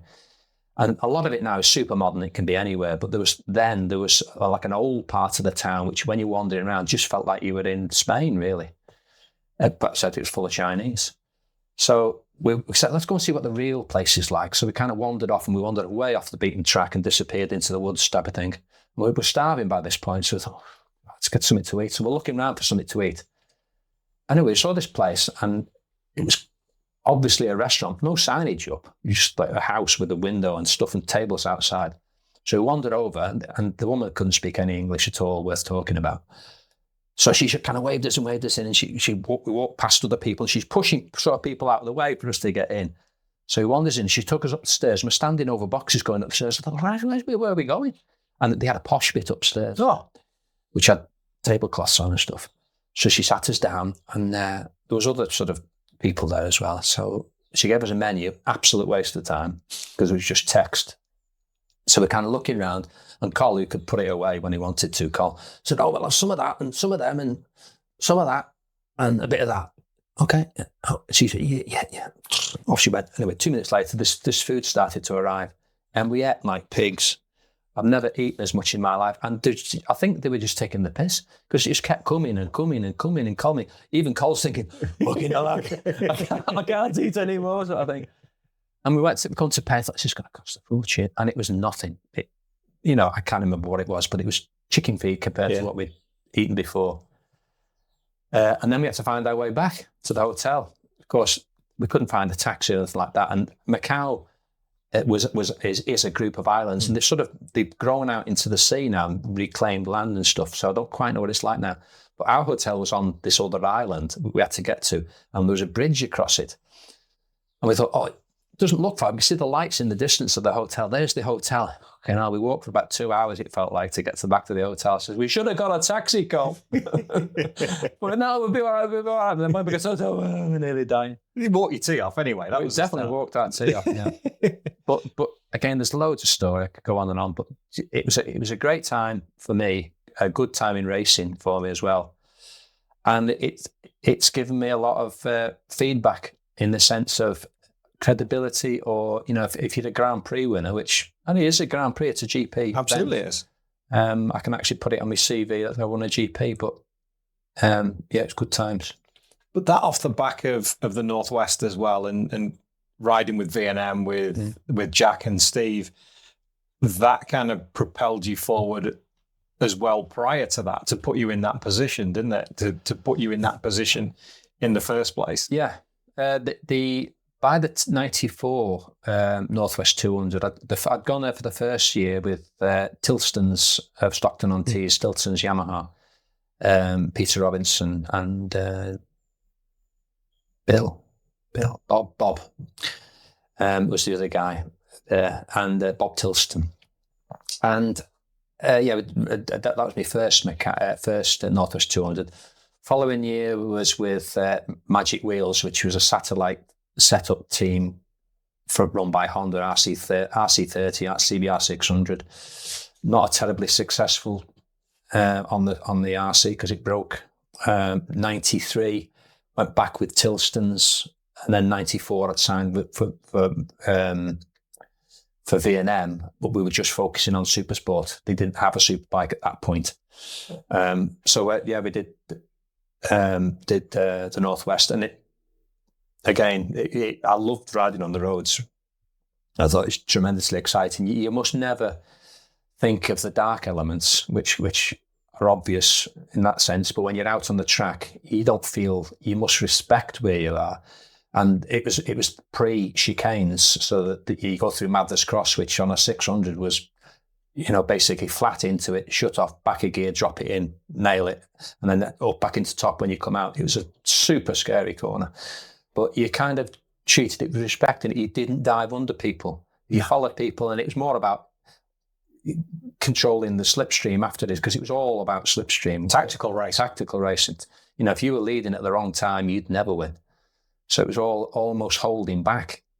And in fact, it's kind of where groups would come from. Groups kind of come together sometimes to race because nobody really wants to lead. I mean, it's changed a bit now because the bikes are faster and the straights are shorter. Yeah. There's only the long run really from station up to Coleraine, the left-hander. Yeah, to university, yeah. University, yeah. There's only that, which is as it was. The rest of a lot of it's changed. But no, going back to your original question, the setup from that was really good. People were starting to sort of know me as, being competent, not only a short circuit, but I could put it about on the roads as well. Of course, I'm not from the TT at that point. That's kind of propelled us then to give people like Mike Trimby, who was looking for a road racer. I mean, the reality is at the Macau Grand Prix, you could stick a short circuit guy on there, but I think a short circuit guy, I know it's a crude way of describing a rider. You can't take liberties with it. Where at Macau, you have to ride with a percentage of what happens if a bit plan B. And it's the great danger of places like, any road circuit is you have to build in a certain amount of stuff. You look at the TT now, for instance, and I remember watching some footage of Hickey over the mountain, and he's like 190 mile an hour, two-wheel sliding, and I'm thinking to myself, that's spectacular, it's fantastic. But what if? It's never gone wrong for him yet in a spectacular fashion, has it? Not, yeah. I mean, the Ginger Hall is here, but that's a slip-off. If you're going to do it, that's probably one of the places you could do it. Yeah. But there's lots of bits of the track where you just, again, like Macau, is you cannot get it wrong on some of the bits. And that's the danger, of course, the dark side of it. But when you're out there, and I know, like riding at the Northwest and that, we were virtually short-circuiting the place. But again, Black Hill was one bit, which I always would get caught napping going around there, because it was one corner which really scared me, because it wasn't a super fast corner, but you could get it horribly wrong there so easily. You've got to change the direction on the other side of that as well, have you not? Well, you come over the top. It's coming over the rise and the bike would get all out of shape, and the curb's there, and there's a pile of rocks. I don't know whether they've moved them. There was a 6-foot curb, and then there's a pile of rocks, which is not a nice thing to look at when the bike's kind of getting all out of shape. I absolutely adore the Northwest 200. I think as an event, I've watched it for years on the TV, and for the last, I think, 3 years on the bounce, we've been now. And the whole thing, the whole north coast of Northern Ireland, the whole vibe. The people. Exactly. The people are just, it's their national sport, really. Yes. For instance, was the first year we went in 91, I had a big Merc van, and we kind of rock up there. We'd do a couple of laps with my dad, and sort of driving around, sort of say, oh, this is good. And you can tell where the track was, obviously, because of the painted curbs and whatnot. So we did a couple of laps, then found our place in the paddock, set the owner up, and was still getting the bike out and that. And this Irish bloke comes up to us with his clipboard and pictures. And I said, he'd got a picture from us from somewhere. And says, will you sign this for me? So I signed it for me. He said, is it your first time here? I said, yeah. He said, oh, have you done any laps? I said, well, I've done a couple in the van. Here's my keys for my bike. Go and take a couple of laps. Wow. Would that happen anywhere but Ireland? No. I don't think so. No, so I jumped on his CBR 600, did 3 or 4 laps, come back. So I'm embarrassed now. I can never remember the guy's name. But that was kind of a tiny bit of the way they are. There was one of the organising ladies, and again, I can't remember her name, I'm embarrassed, and she always used to make I made a joke, but there was a pavlova there, and in the signing on area or something. And I said, oh, can I have a piece of that? It's lovely. And she said, I made it. So I made a big deal of it, how tasty it was. It was gorgeous. So every year after that, she'd make us a pavlova, and she'd come and find us in the paddock and give us a pavlova. You just... It was like going back to, in a weird way, it's like going back to club racing, and the atmosphere was so much nicer. I mean, BSB, now, again, I've not done BSB for a lot of years, but BSB, even when I was doing it in 16, was very insular. There was not a lot of camaraderie. It was all too serious, too much pressure sort of thing. Where the Northwest, certainly then, was like just a bloody big club race. It was brilliant. I don't think in a lot of cases it hasn't changed too much. I know the profile of the teams have changed a little bit when you have factory Honda teams there and WTF and what Michael brings with him. And Taz obviously as their home. Well, it's like Works teams are rocking up now. Yeah. in that respect. Exactly that. Yeah. Then PVM bringing top level Ducati, and next year as Glenn's announced his retirement. But when you get, it still does have that feeling that I imagine it would have been 10, 15, 20 years ago. It's not a BSB meeting. No, it's essentially still the same people running it. It's Merv and his team that are running it. Yeah. But for a free event, people are encouraged to buy a program to help keep it going, which is the right thing to do. But you can rock up, park. I haven't watched from as many places as I would like to at the Northwest. I have at the TT, but at the Northwest, we kind of stay around Port Rush, Port Stewart. I've not been out onto the Flying Kilo and down to station. Well, you don't see a lot of pop, bum, bum, bum, bum, bum, and it's really fast. This is it. Yeah. This is exactly it. And to get the experience of bikes going, I've watched the TT at Sulby from the churchyard opposite the hotel. It's brilliant. Can't see anything. Yeah. The feeling you get is incredible. Yeah. But sort of watching from the top of Bigarro or down through the bottom there, Gorse Leave, and you get a decent view through there. There's a bit more to it. There's a bit more to it, yeah. So we watched at York Corner this year where Davey and Adam came together. Yeah.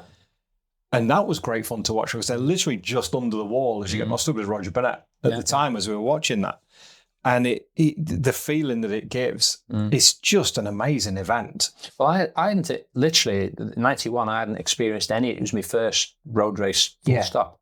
So I hadn't experienced anything about riding in Ireland. Even the drive there was really weird because we got stopped by the police at midnight, cut off the ferry. We're just outside of Belfast. And we were going to stop at one of my dad's friend's house on the outskirts of Belfast. We got lost and we're trying to find this fucking place driving about. And no streetlights, farms in the middle of nowhere. Exactly. It looked as dodgy as out. So we saw this light flashing us in the distance. We slowed down and stopped. And there was a guard there. Where are you going, lads? And blah, blah, blah. And I was chatting to him. And I kind of looked over his shoulder and then saw like army guys in the hedges with guns. And I thought, this is fucking serious. Different times. It's different times, definitely. But what was I going to lie about then? Something about the Northwest. As you're driving there with your dad and getting there at later times? It was my first time there. Yeah. I was riding an OW1 750 Yamaha with Tilston's Yamaha. And again, you had to go on a bus. I don't know when they still do the bus tour where you get a couple of riders talking about the track and this, that, and the other. Watch out for this man, that grid, and da-da-da, and look down there, and great. I was soaking it in like a sponge. And of course, you go out on the track, and I did 2 laps and came in and said to my dad, this is stupid. It's completely mental. I'm going to kill myself here. It's the worst track in the world. Doom, gloom, and collapsed into this heap of doom in the awning. And he said, "God, be all right, son." He says, "We'll be all right." So walking past was Brian Reid, and my dad knew Brian Reid a bit, and I kind of knew him a bit as well. So he said, "What's up?" And I said, "He said, oh, you're doing it all wrong, Mike." He says, "You're probably hanging on to the bike too much." So I said, "The bike's bouncing about." And I said, "I'm hitting the chin and the chin." It was terrible. She said, "No." She said, "Ride it a bit more like a horse." She says, "When you come into a bumpy bit, which is everywhere," he said, "just take your weight off the seat and let the bike jiggle about underneath you, sort of thing, and then get hold of her when she's settled down." So I thought, I'll try it once more. So I went out in the next session and kind of thought, that was a lot better. And I kind of started to get into it. Come the first race, qualified in the first wave, but kind of mid-pack in the first wave. And there was Joey and Philip McCallum. They were the sort of main two, but Alan Irwin, Glenn's dad, and a lot of Johnny Ray, all that sort of guys that were there. There was a lot of like quality doers there. Looking out, it was not pissing down, but it was raining, drizzly, shitty rain. So we set off and rode down to the York Hairpin. There's bikes going kind of everywhere, and we come out of York Hairpin, and it sort of strung out a little bit. Then goes through Station Corner and on the long run towards Coleraine. And all of a sudden, I'm looking through it, and the OWs had a great screen. So I'm down behind the screen thinking, this is looking mental. And you can see water streaming off the screen. All of a sudden, the water turned white. And it was oil. Someone had blown up in front. And it was Philip McCallum on the RC, whatever it was at the time, and it had blown up. So then you come out of the bubble like that. And because I'd been down behind the bubble and I was running about 10th, 12th, something like that, everyone in front, of course, Philip was at the front, everyone in front's got their visors covered in oil and shit. And of course, you put water on it and they wipe them because you couldn't see nothing. So they're all going really slow and I'm weaving my way through them all. So I ended up getting back to the start-finish line, and I was some third, I think. And crossing the line, I don't really want to be at the front of this sort of thing. Because there was no problem with the oil down because it kind of atomized and disappeared to nothing. But almost everybody at the front lot had to come in and for a visor change, just because they just couldn't see. So when I fast forward to the end of the race, and I ended up dropping back to 5th, and in the first race, their superbike race, come 5th. So brilliant. Really looking forward to the first race. Better weather. Lovely sunny day. Roars off away, round York Hairpin, up to where the magic roundabout is, but then it was just like a bit of a chicane. And come out the chicane, man, the throttle cable snapped. Oh. So I rolled down the hill and then I pulled in at station and pulled it to the left-hand side of the track. And there's nothing you can do, you just got to wait there for the recovery van. Everyone had rode past. So I'm looking up at the crowd, and there's a lot of people there, stood there watching, all with the programs. And they're all leaning over, hey, are you all right, Mike? And I was a bit pissed off. Yeah, I'm all right. Anyway, I could hear the roar of the bikes and then go quiet around Yorkshire, but then they roared again, and they all come over the top. And it was, I think Islop, I think, was leading, or Joey was there. And I think it was Simo, I can't think of Simo. Izzy was, I think, was on the Norton. There was a Norton anyway, and Phillip McCallum, I'll get it right. And they came through, and Joey and that, and they all came roaring through. And you're fairly close to them. I've never stood that close to the track, apart from the TT, but that was 10 years before. And they all came roaring through, and there's bits of stones flicking up. And the noise and the pressure of our waves off the bike, and they've done one. I'm pressing myself against the wall, thinking, fucking hell. And realising I'd just done that. And then I looked at the crowd, and they're all waving the programme with gnashing teeth. Ah, go on, Joey, you man. I'm thinking, fucking, what's scarier, that or them? But it was just, if you could bag atmosphere, you'd be a rich man. It was just incredible. Of course, then you've got to wait for the recovery van. Of course, last race, everybody wants to get out there. So I'm waiting. I'm not waiting anymore. I'm certainly not pushing it back. So I wound the tick over right up on the bike, got bump started it, so it sat at about 2,500, 3,000 RPM, and rode it back the wrong way to go back to the pitch, sort of thing. Which again was, I think, questionable legality point of view, but I really wasn't asked. It doesn't get to the point where it doesn't quite matter. It doesn't matter, no, just get yourself back there. But the Northwest and racing on the roads and the Irish, just brilliant atmosphere. Tell me about that win. So you got the win, lap record, pole in 94 on the V&M. Yeah. After that picture. No, that was 92. As you say, after that picture, because that was 92. I'll put that into the, I'll put an overlay into the video of that, because we see that often. That sums up to me, that photograph done by Dave Burr. That was 92 at the Northwest 200. I mean, where this people are stood, you can't stand there anymore. No, you can't. And I think the 30 sign's gone, but it sums up to me the atmosphere of the road racing at that time. That is the left-hander out of the start-finish chicane, isn't it? Yeah. So now where the gantry is, there's nobody allowed to stand anywhere along there. So I'll put that into the video because it's incredible to see it. It happens regularly, what you're doing, but to see the crowd behind, if something went wrong at that point. Well, that what you don't see in that photograph, and it's a bit grainy because it's old black and white 35mm camera. And it's been zoomed in to death because I just wanted me on there. But what you don't see is Jim Moody was just outshot in front. He was getting away. Oh, really? Yeah, he was just getting away. There was me, and then just behind me was McCallum, Joey.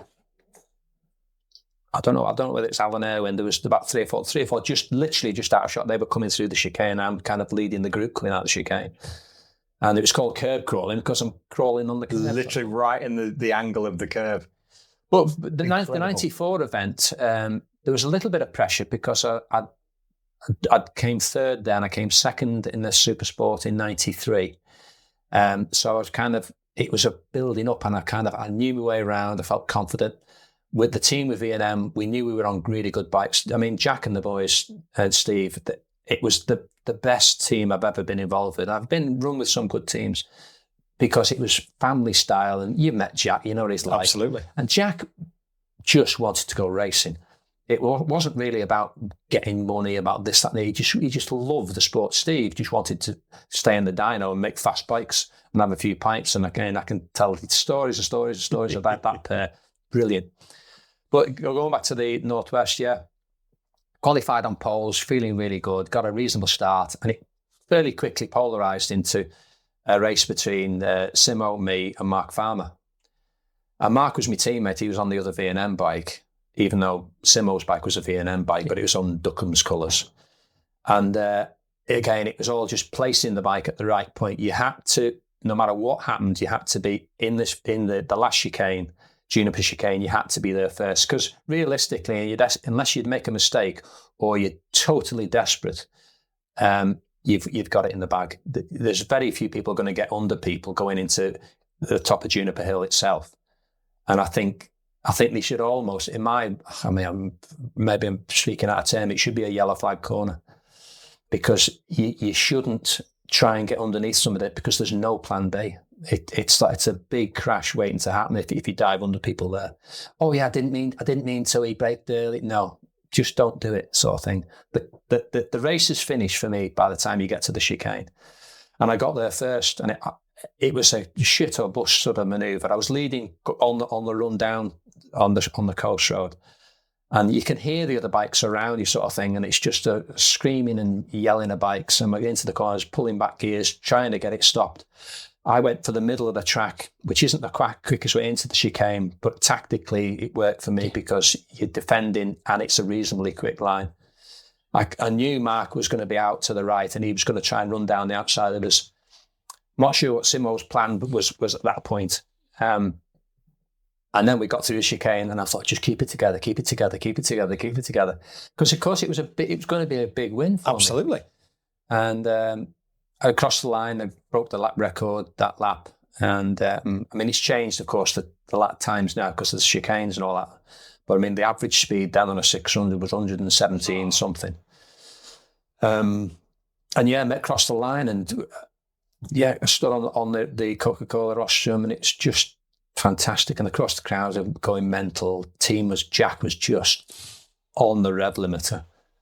And I can't tell you what he said. Even on the way back, he was very quiet on the way back, because they used to have a big horse box. It was a 7.5 ton horse box, which altogether weighed about 10 ton with all the stuff they used to have it. And on the way back, everyone was a bit thick-headed, shall we say? And I ended up driving part of the way back because everyone was a bit thick-headed. Of course, I didn't drink much. I've got 2 notes down here that say different. Because I had a chat with Jack last week. Oh, good. Yeah. Go on, I know what you're going to say now. Lorette de Mar. Strangely enough, happy hour at Lorette de Mar. Yeah. 96 Spanish testing with Ian Duffus and Dave Heel. Tell me the story. Right. We were doing some testing and we're also doing a bit of other stuff on the way down there. But anyway, we were doing some testing and we decided to drive. The why, I can't quote to this day. I don't know why we decided to drive, but we were supported by Honda at the time. And my car then was what they called a Honda Stream, I think it was called. It was like a three-row seater car. So there was me and Steve, Duffus, me, Cole Morris, and Dave Eel all in the car. And I tended to drive the majority of the way down there. And we got down to as far as Lorette de Mar, and we were running out of time. We were knackered, so we thought, let's stop. And again, I've never been to Lorette de Mar, and I don't particularly want to go back there. So we stopped in the hotel. Next door was a bar, which was still open. So Steve and Jack made a beeline for the bar, dropped the bags off and straight to the bar. And me and Dave Eel decided that we'll go in there as well and sort of show them how it's done. So we got blathered, which we shouldn't have done, and started singing. And of course we were brilliant. Just rocked the place. It's the best. And Christ knows what we actually sounded like, but we were rocking the place. What did you sing? Can you remember? Hey Jude. Oh, brilliant. And screaming and swallowing. Dave put the mic in his mouth and was going berserk. Because Dave he's a great bloke and we had a lot of fun together. Mental, but a lot of fun together. Anyway, fast forward a few hours in the morning, because I think it was light by the time we got back to the hotel. Yeah. And we were up fairly, Andy, I think we were going to Albacete, I can't remember now.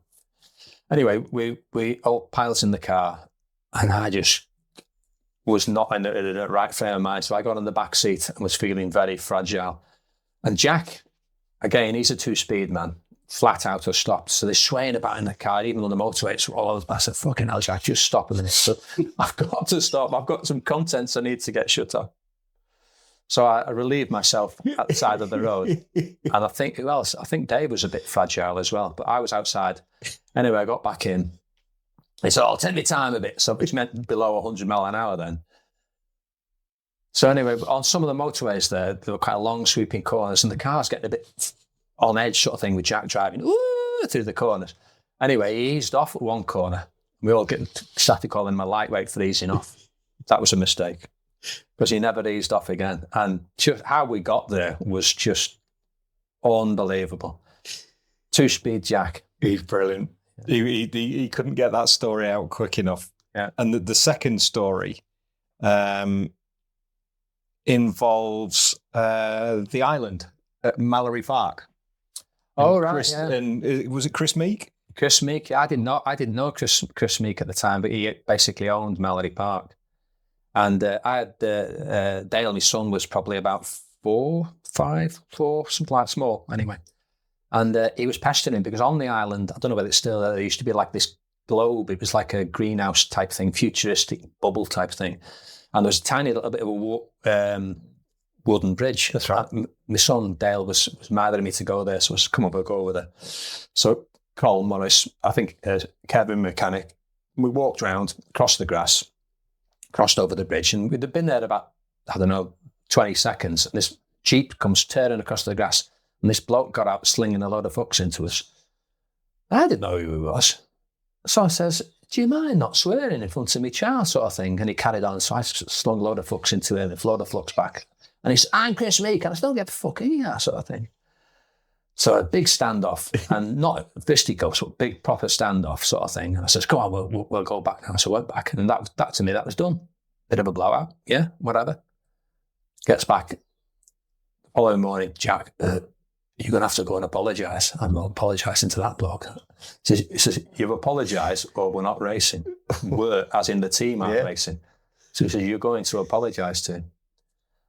So the clerk of the course, I can't remember whether it was John, what was his name? No, John Ward. I think John Ward was the clerk of the course. And John said, he was a stern bloke, was John. And he said, you really should apologise to him. So I thought, fucking okay. I'm really sorry. I didn't know who you were, but your language was a bit coarse and blah, blah, blah. And he said, you shouldn't have sworn at me. So it was just about to kick off again. And I said, look, let's put it to bed. I apologise. Let's move on. And it kind of died down. But it could have gone very south very quick. Could have gone. It's one that Jack remembers fondly. It's funny how he remembers crisis points, does our Jack? Yeah, of all the success he had with the British Championship and Northwest 200, but they're the two stories he came back with. I mean, again, I can harp on for hours about it, but I remember at Snetterton in 96, I qualified pole by a long way. I was about a second and a quarter clear of everybody. And I was feeling good, early days in the qualifying, but I thought, if somebody wants it that much, they can have it, sort of thing. But I put a good time in.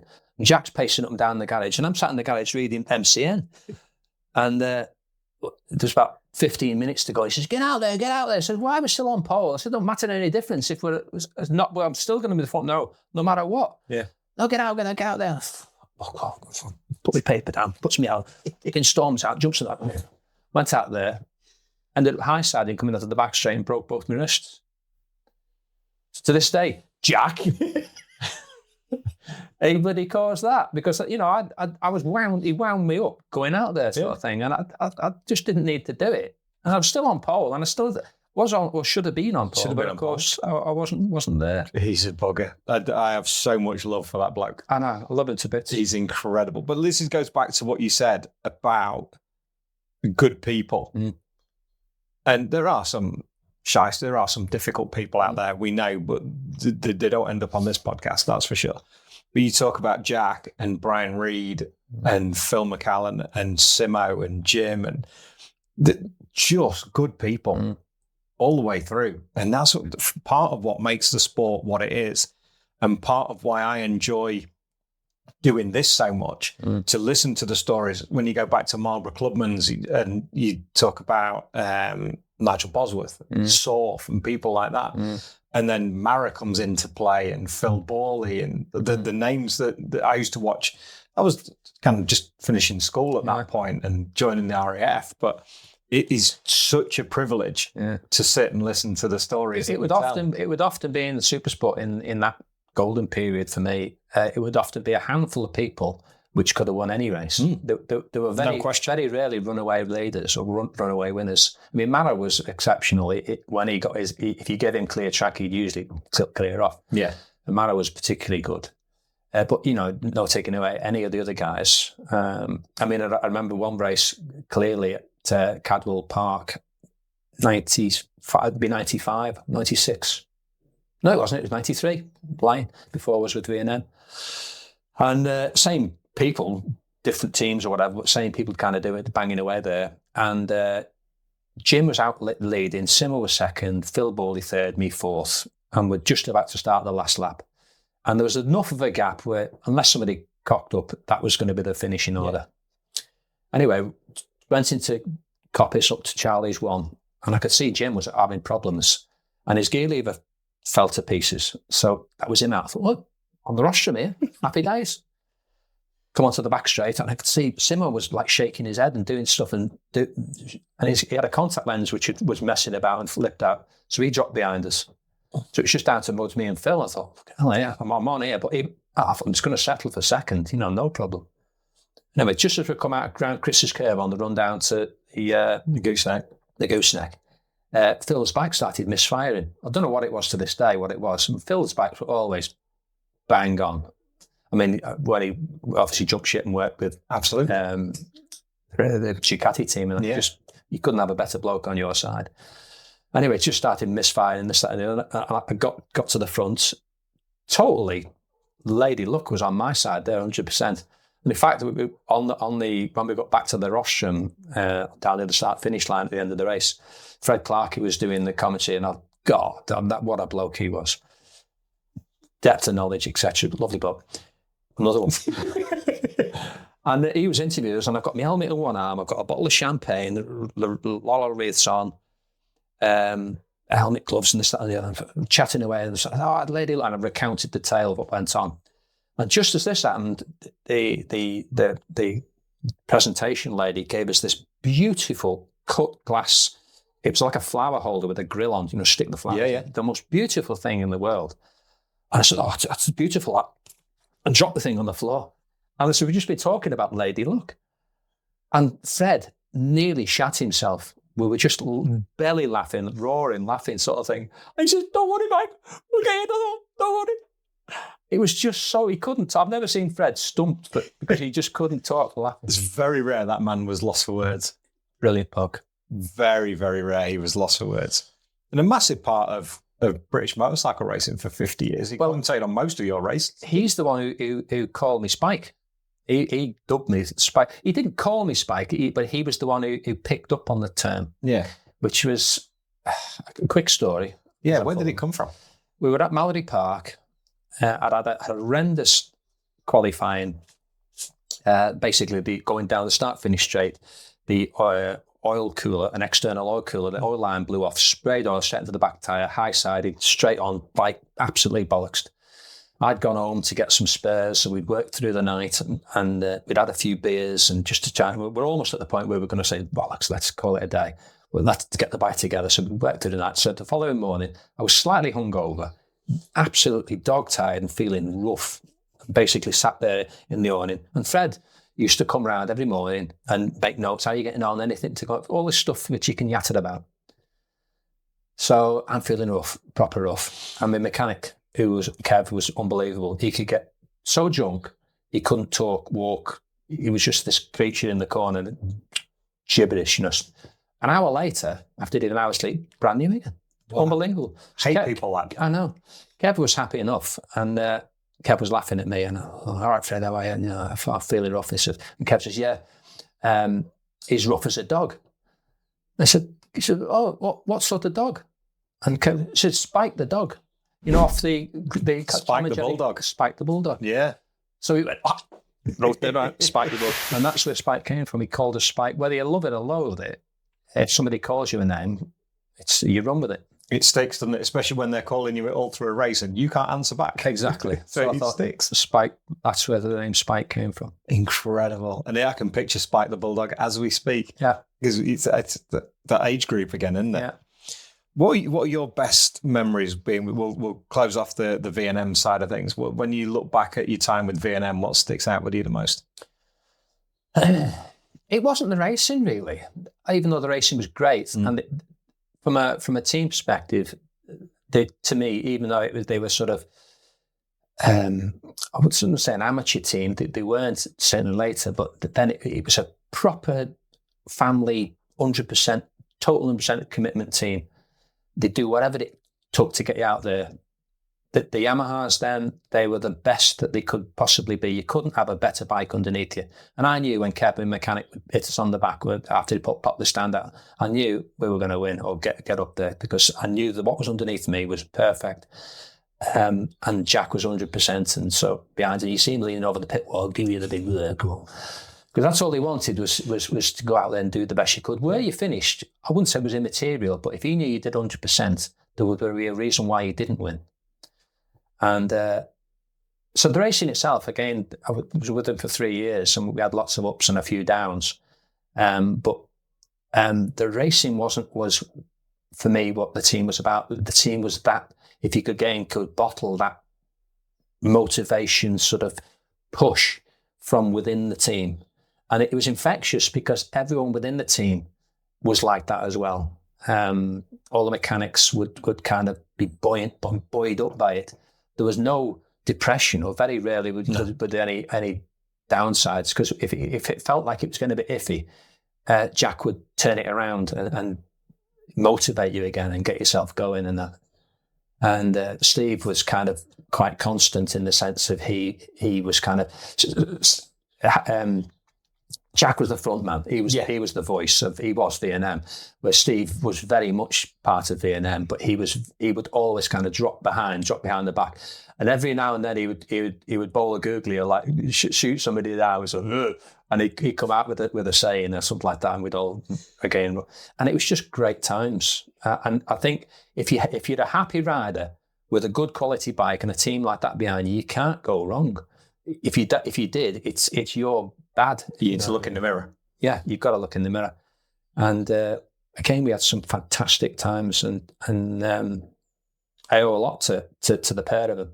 In fact, that photograph there of us on the Petronas, that was when Jack ran the Petronas team. No, That one. there it is, upside down. But there's one this side. On this side as well. I've seen it over your shoulder. Yeah, right behind you. That one. Yeah. Just there. Yeah, the Petronas bike. Jack was running the team then. And he was in a very much a different team, a very big team at that point. Yet he took that on his stride. He wasn't the young lad from Shore. He was kind of like team manager, and he just loved it. Just absolutely loved it. It let him have a bit of freedom as well, didn't it? That is, it's not spending his money, and it's not his team. It's not his and Steve's team. Oh, he wouldn't blow money. No, but he had a budget. Yeah, and we've spoken to him about it, and the time that he had there with the riders that he had, and pushing that, because Foggy was the figurehead, wasn't he? He wasn't it was done in his name. Yes. When I spoke to Boz about his he time, didn't have a lot to do with the team. No, and that was something that I found over the last, certainly this year, speaking to James Hayden, speaking to Jack, speaking to Boz, where Foggy kind of fitted into everything. And when James had his issues, and Foggy was like, well, you don't need to see me, see the team manager. He'd be in hospitality with his friends. Figurehead. As a figurehead, yeah. 100% as the figurehead of the team with his eyes on the bike and pushing it that way. It sounds terrible. I'm not knocking him for that. No, not at all. But that was Carl's best role in the team, is to be the figurehead. I wouldn't say if it would be a disaster if he ran the team, but it wouldn't be as good as somebody like Jack could run the team. But he's not a people person. He isn't. He's not a people person. At all. Even now, he's still not a people person. Yeah. I mean, don't get me wrong. I've known Carl a lot of years. I was at Cadwell Park when he had his first ride ever on track, because he was a motocross guy. And he came from motocross, and his first ride was at Cadwell Park, and he was on this is a funny, you might laugh about it, I don't know. And he was on his dad's Ducati 600 TT1 or TT2 or whatever they were called, the bikes at the time. Supersport, not Supersport. 600 SS. 600 SS, Ducati. Proper thing. Is it like a factory bike? we're all slagging him off because he was riding really aggressively, very fast. Straight away you knew he was very fast. But I made a statement. He was coming out the airpin, the fucking bike's wheeling all over the place. And I said, he'll never ride fast as long as his arse points down. Ooh, I think I regretted saying that after a few years. Because, of course, he was just loaded with raw talent. Just determination. Yeah. It's that. I've never known anybody as absolutely focused about winning. Yeah. 2002? Kinski was riding the Honda, the RC45, and Foggy was on the Ducati. And they were at Assen, and I was in the Honda garage. Well, I say I was leaning up against the pit wall at the Honda garage. I was building your cars. Imagine you in a HRC kit. I was so not. I was kind of leaning on the garage is there, and the next garage is here behind us, sort of thing. And it was getting that last 5 minutes in qualifying, and Kikinski was on pole, and Foggy was on pole. Kikinski was on pole. Foggy was on pole. And the last sort of 5 minutes, Kikinski came into the pit lane, locked the back brake up, skidded to a halt, jumps off the bike, says, "Put a fucking tire in that thing. I'm going to go after." And he was raging. I've never seen anyone as fizzing as much about, because that bloke could ride a bike. Yeah. He was brilliant. You can't take it away. He's mad as a box of frogs. But anyway, he went out, roared off, put it on pole. Carl went in, bunged the tyre in, got it on pole. Just kept pipping him all the time. So you could not take it away. The bloke could ride a motorbike. And again, I could tell many a tale about him. But the thing I was going to say about the Patronus was Jack invited us along. It was it was the last year of Patronus, and they were just desperate to make the bike just put out a good show as they could. So they decided to go down a route of trying to extract as much power out of the bike as possible. But they wanted to know before they took it to the next World Superbike, which was the following weekend at Assen. They wanted to know how high they could rev it constantly. So me and Andy Notman were asked to go down there and ride the bikes basically to destruction. Yeah. Just thrash the tits off them and see when they broke and how they broke, sort of thing. And we were revving them, I think, to like 16 or 16,500, revving the arse out of them. And I was riding Gary McCoy's bike, and Steve Martin's bike was Andy Notman was riding it.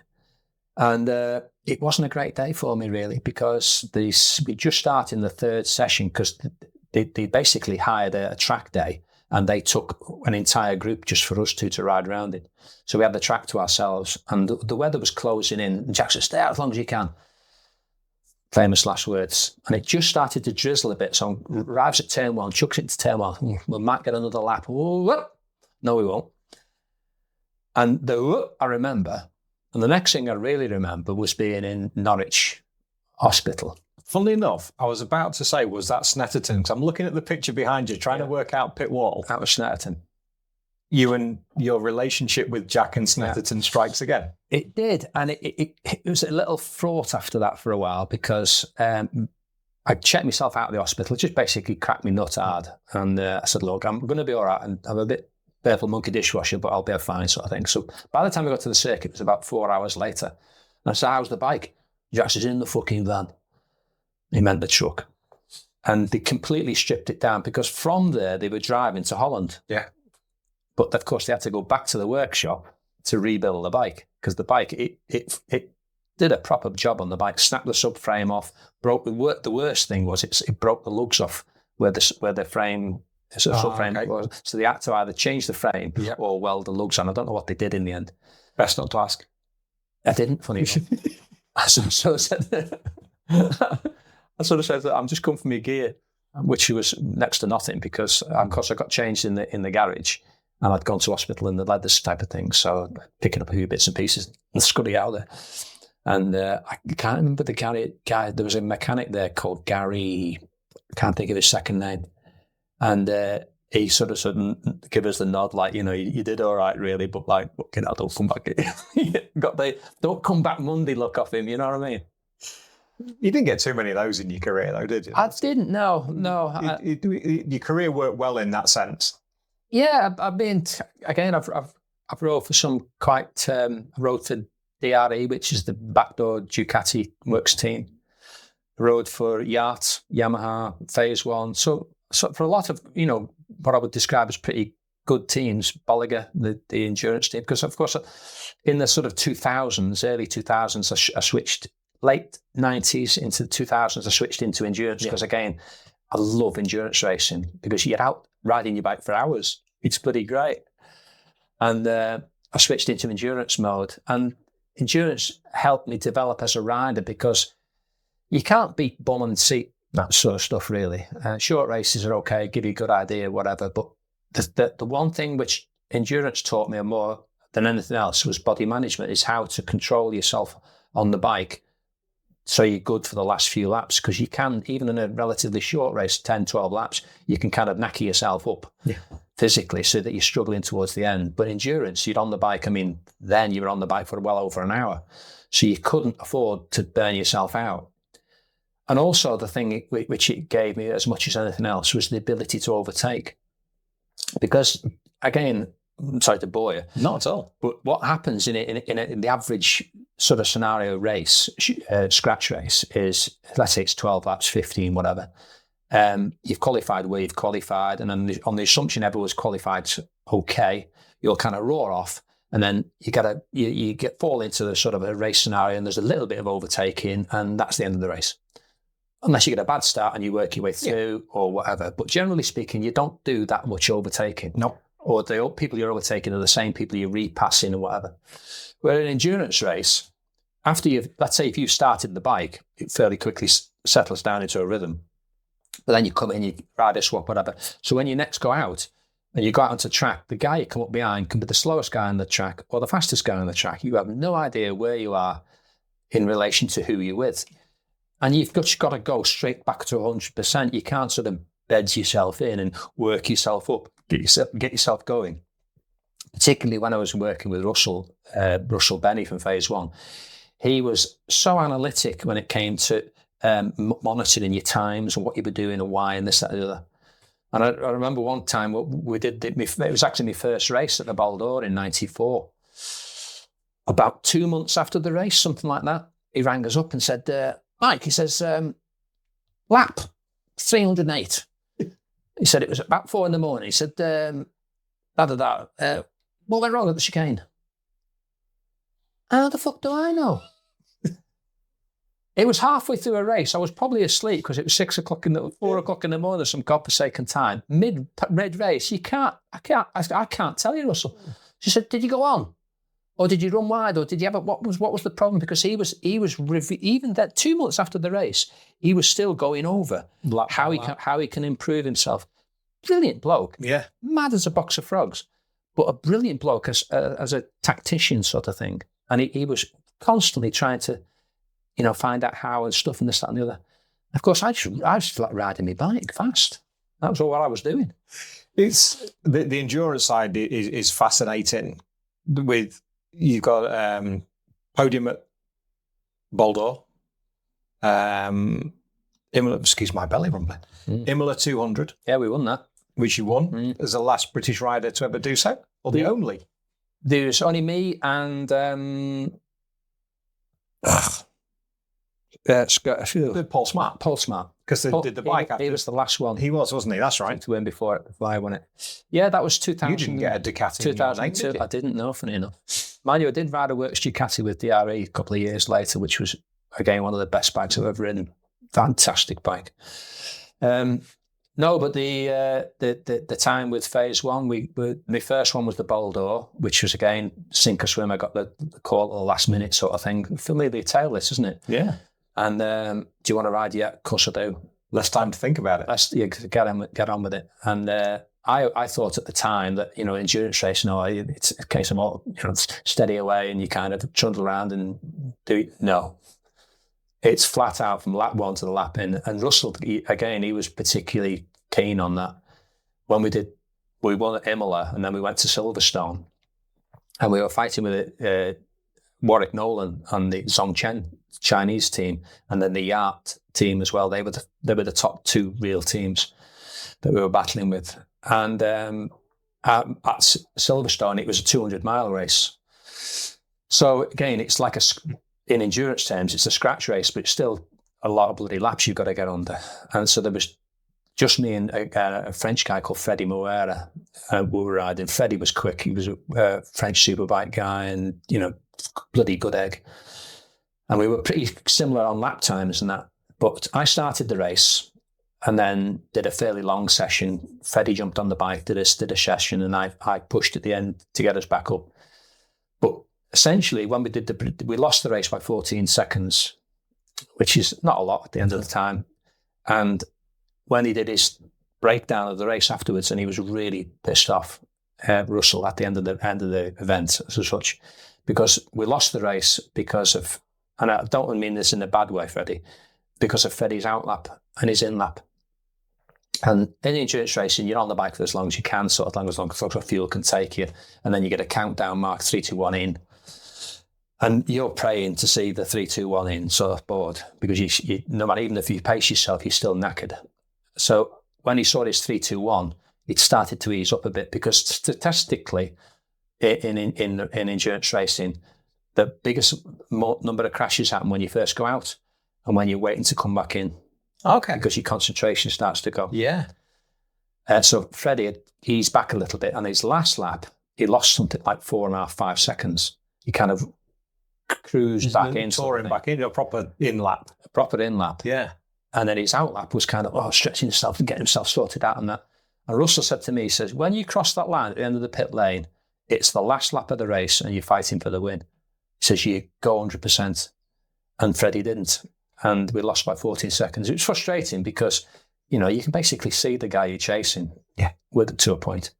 And it was really frustrating. But again, Russell, he was not completely the opposite in many ways to what Jack is in a team, but he was mentally in this space where he, everything was finite, and he was brutal. The way he would talk to you, in the sense of he had like no filter, and he would be, if he thought something, boom, one dart, he would tell you, and right, okay. But at least you knew. You knew exactly where you were. It's not a bad place to be, especially in motorcycle racing in general. Instead of dancing around it, this is what it is. Yeah. And it's how then you deal with that. Yeah, but there's brutal and brutal. Well, I suppose, there is, Yeah. Depending on what he said, telling you how shit you are or something like that, kind of push on the back foot a little bit. Well, we did a race at Spa in '94 with was it? No, it was '96. It was the year Lee Pullen got killed, who was a teammate with us. And there was 4 of us who were not fighting for places, but 4 of us who were on because you always go to a race with a spare man in case you have an injury or whatever. And Russell was just going to stick the fastest 3 on the bike. And I got the gig. Robert Holden, and I can't remember, off the top of my head, I can't remember who the third one was. One was Lee Pullen. And the other guy, and I'm embarrassed, I can't remember his name for the minute, Russell had us around the table and said, "You're in, Mike. You're in. Lee, yeah, you're good in the wet. You're in. You're out. That's it. Drop the ball. There's your bag. On your way." And we're all going, ooh. Comfortable in your seat, that you've got your levers and everything sat there ready and waiting because I'm on that bike. Yeah. A 2-2, what was it? What did Pontius Pilate, was whatever he said, a two brute. A two brute, indeed. Yeah. I mean, we're looking at the picture you've got up there. Yeah. Of Spa. What a circuit. Yeah. Everybody I speak to that does endurance racing, I spoke to Tom Ward recently, Dan Linfoot. The smile they have on their faces when they talk about Spa. But different for you because the circuit not maybe as safe as it is at the moment. In the 90s, there was a couple of corners. Blanchimont was a double left-hand, super fast double left-hand corner. Still, the track's the same, but there's no runoff. No. There was probably 20 foot of grass in an Armco, and if you got it wrong, you're doing 160, 70 mile an hour with the bike on its side in top gear. And if things went wrong, it was a big crash. But again, you didn't go out with that. You couldn't ride around with that in your back of your head. You just got on with it, sort of thing. But no, Spa is one of those tracks, and I recommend anybody to go to Spa and do it. And it's one of those tracks where when you go there, you feel like you're in the presence of something great. You walk around there and there's just so much atmosphere and it's just buzzing. I mean, I get goosebumps even thinking about it now. You stand at the Eau Rouge, the hairpin, and you look down. I mean, it's changed a bit now because all the old grandstands gone. You used to drop down through like a fast corridor down to Eau Rouge, and you look at Eau Rouge, it's like a brick wall of tarmac, and you're rushing into there 160 mile an hour thinking, fucking hell. But like, there is nothing like it at all. It's a long circuit, it's 5.5K, so it's 3.6 miles round, something like that. It's a long track. And again, I can talk for hours about stuff that's happened there. Brilliant stuff and some very sad stuff. But again, unbelievable track. Love it. It's one of my top 3 tracks in the world. What's your best memories? Best memories. Spa was endurance racing at Spa, because the majority of the times I've been there is endurance racing. It was 2016, 17. I was riding a 4-hour classic endurance on the P&M Kawasaki, having a great time. Alf's Motos, it was from Bournemouth, his bike, fantastic. Again, a great story, great bloke. And it was racing around there and in the classic endurance, because again, you look at it from the outside and you think, classic endurance, a bunch of old farts riding around the bike. No. These were old bikes, essentially. The GPZ 1100 motor, air-cooled in a kind of a race chassis sort of thing. And we were doing times at the time which were like about 3.5, 4 seconds slower than Superstock times. So you're not going slowly. It's hanging around. And this is on little skinny 150 tyres in the back. Fucking motoring, proper bikes, proper speed. But the race was great. And then we finished on the rostrum.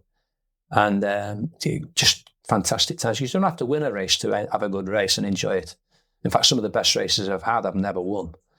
Some of the worst races I've had, I've won because they're just boring. Sad times there was when Lee got killed. Appalling, desperate. That such a waste. Again, it's very desperately bad times. But you've got to remember them times because they build you as a character. And again, over the years, I've lost a lot of friends in the racing world and gained a lot more. And it's part of, you have to take it on the chin. I mean, I've always lived life as what I would describe as a fatalist. I used to work with a bloke who at the time was an old bloke, probably 40 because I was young at the time. And he said, yeah, you've got to live your life faithless. He says, when you're born, leaning over your midwife's shoulder is your fairy godmother. And as your head pops out, she leans forward and puts a rubber stamp on your forehead with invisible ink you can't see. And that's your checkout. And there ain't nothing you can do about it. That's the day you go. And you can wrap yourself up in cotton wool or jump out of planes without a parachute every day. But whatever it is, that date is when you're going to happen. And I can show, and Lee's incident was I'm not going to go through it, but Lee's incident was case in point. It wasn't my time, and it was his time. And very sad. A great bloke, by the way. Oh, no question. One of the sad things is I never got to meet him because I think for something like this, he would have been brilliant. Gus Scott, Ronnie Smith, my God. It's a party on its own.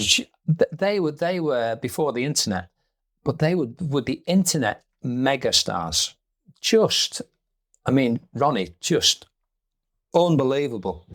I think some of the shit we used to get through together with him, just unbelievable. When you go back, and it's of its time. And what those boys got up to on the bike shoots for the bike mags and with Emmett and people like that and the young Shaky and what they all got up to, along with the late great Dave Miller from Bike Sport News as well, a great character off the bike and writing about it. Yeah. I know he did a lot of the motocross and the dirt stuff, but it makes me sad that I wasn't around to experience that more. But the stories that I get told and the fondness in which those guys are remembered it'll never change. Oh yeah. It'll never change. And you get you not get used to it. I don't think you don't ever get used to it. But you can understand and compartmentalize things because it is part of the sport. It's part of it, yeah. And whether people like it or not. Exactly. We were great friends with Chrissy Rouse. And we've lost people before Chrissy. And the law of averages says we'll lose people after. But you deal with it at the time and you keep pushing forward because this sport just keeps rolling on. Oh, yeah. And you don't forget them, but you just keep pushing on, whether it's the next race, it's the next podcast, it's the next coaching session. Doesn't matter. You're just looking forward all the time. It's not your time. Pull your socks up and get on with it. I mean, it's a cruel way to think of it, but what do? Wander around the paddock moping and crying, and it's not helping anybody. Oh. You've just got to remember what they were, who they were, and move forward. Absolutely. And luckily on shows like this, they don't get forgotten, it's great. Which is the important thing about it all.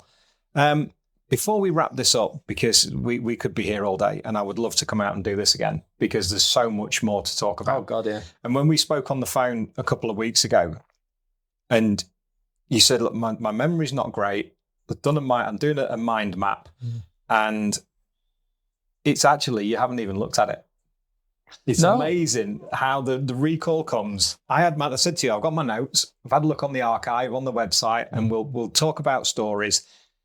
And I think we are at this point getting on for 2 hours and 20 minutes in, which is gone like that. Gone like that, I know. And I hope for the listeners and the viewers, it's done the same. I'm almost 100% convinced it will have done without a shadow of a doubt. There's 3 or 4 questions to finish off with. The first question, tell me the story about the hat. The hat. Because we see the hat on the podium. We've seen it for many a year. That is quintessential Spike Edwards. It is me, yeah. It's my race hat. I only wear it when I'm racing. When I'm coaching, I don't wear it. When I'm doing track days, I don't wear it. When you see that on my head, I've got my business face on, as it were. It goes back many years, actually. I was doing an endurance race, 2001, I think it was, at Le Mans. Bloody cold at the beginning of the year, and always had short hair. And one of my mechanics, Steve Tango Turner, anybody knows Tango from them days, Tango had that hat on. It wasn't this exact hat, to be fair. This is a bit of a trigger's broom. He had a hat on, very much like that. And I said, give his hat. My bloody head's freezing. So I put his hat on, snatched it off his head, put it on. I thought, it's better keep my head warm. He says, right. He says, you can have that as long as you always wear it when you go racing. And I've always wear it when I've gone racing. I mean, I've worn it out. This is the 3rd or 4th generation hat. Because he got it from, he was away on holiday somewhere like Argentina or somewhere like that. It's South American country. Yeah. And he got it while he was away there. And all the different colours represent different colours of areas of villages and communities and stuff like that. That's the theory behind it anyway. And after the first one got to all kind of threadbare and wore out, my wife Jennifer went on the internet, as she does, and sourced them. And we found a woman in Guatemala who made them. And I said, make 50. So I made 50. I think she made 50 of them, shipped them over. And I kept a few back for myself. And what I used to do when I was coaching with people, I would give them a hat just to say you've been coaching with me, sort of thing. Quite funny. There's only one bloke who's ever worn it because a lot of people I'm not with it because it's like a fez, if you will. Yeah, absolutely. A lot of people don't like the idea because there's been a cloth cap, boring baseball cap, which are just why would you wear a baseball cap? A lot of people don't wear it. So that's the story behind it. It's Steve Tango Turner.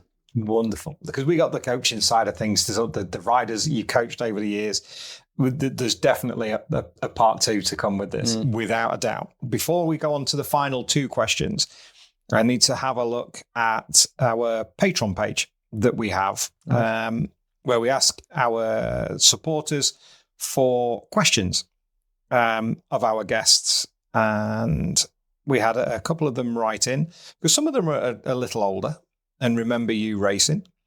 And he said, I did this last time, I'm trying to find the page. I should have had it and screenshotted it, really. Did I get lost? The Patreon, I've got a Patreon page.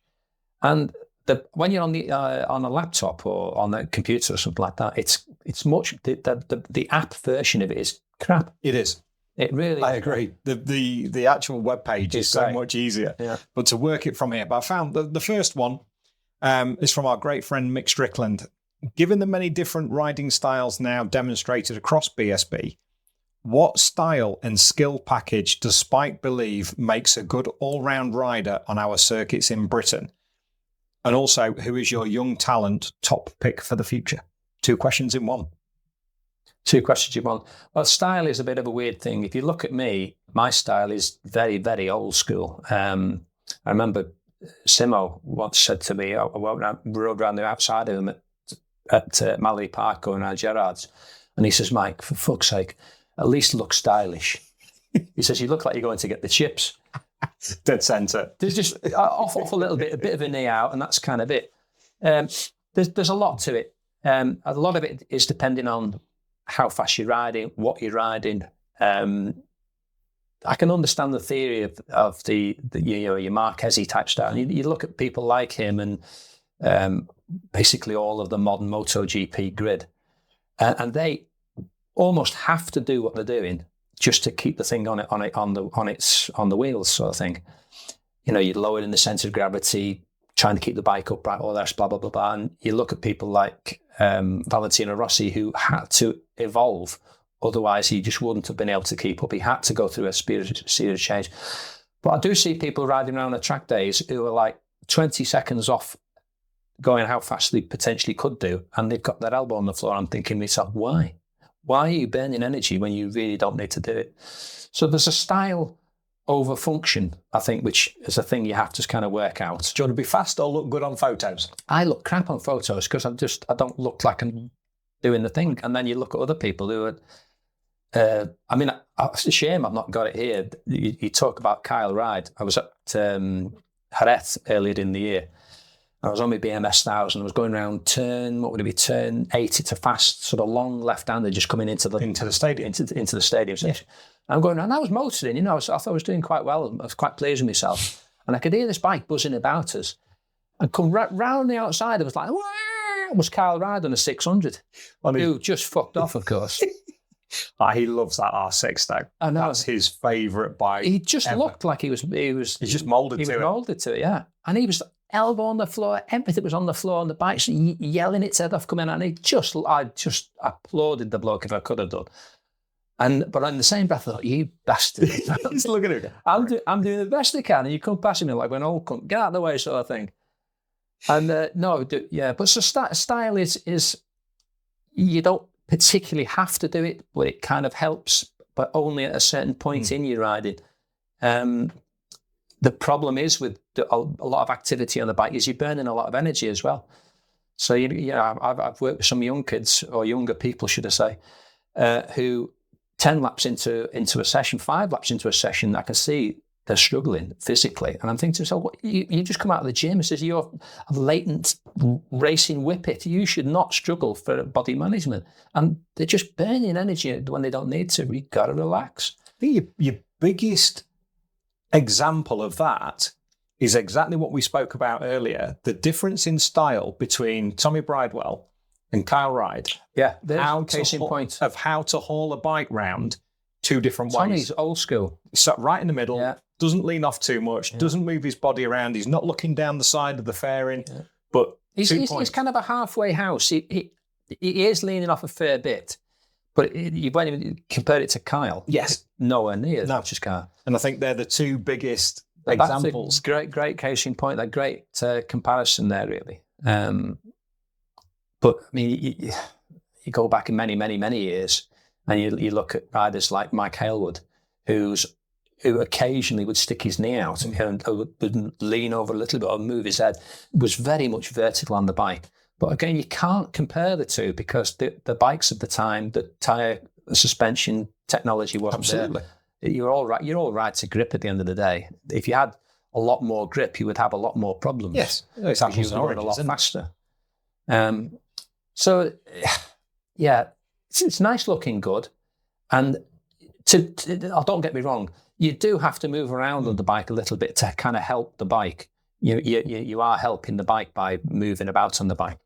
But it isn't the end of the world. No. They used to drill that into you a little bit. I did a few of Ron Haslam's race schools. And the point then was just get one cheek off is enough to pull the bike across and just to shift that body weight across the centre of gravity, across that pivot point. And you've got to remember too, if you're talking of a bloke who's sort of 15, 16 stone, he doesn't have to do a right lot of moving to make a right lot of difference. That's true. If you're talking to a bloke who's like 6 stone wringing wet, Danny Pedrosa, he has to be like a limpet on the side of the bike to have the same effect as a big bloke who moves a cheek off. It's fascinating, the dynamic side of it, of riding. I haven't done an awful lot, so I can only speak from the very, very, very limited experience I have. And my last experience was picking gravel out of my arse at Coppice. So that's another story. Okay. So brilliant. Mick, thank you for that. He's out in Vegas as we speak. He's just arrived in Vegas, bless Very him. nice. Retired from, I think, just over 30 years in the fire service down at Barn Aldwig. Wife and I renewed our vows there about 5-6 years ago. Really? And we went to the little white chapel. Brilliant. And I was dressed as Elvis. And which again, it's another long story, but a great time. But yeah, good time. Good time. Wonderful. And congratulations. Thank you. Mick, thank you for that one. And secondly, Geralt Ellis. I never know if I'm pronouncing his Christian name right, but he's never corrected me. It's Gerallt. All right, okay. If Mike was going to host a race meeting, what track would it be at? What bike would they be riding? And what 5 riders would you invite to race against you, past or present? It's a big question. That's a big question, that one. Well, there's tracks and there's tracks. There's tracks which are great to ride, but aren't spectacular venues particularly. Okay. You've got to look at it from what the experience is on the bike. When you go to sort of tracks, for argument's sake, like Mugello or Catalonia, it's and Spa, they are atmosphere, the whole thing is good.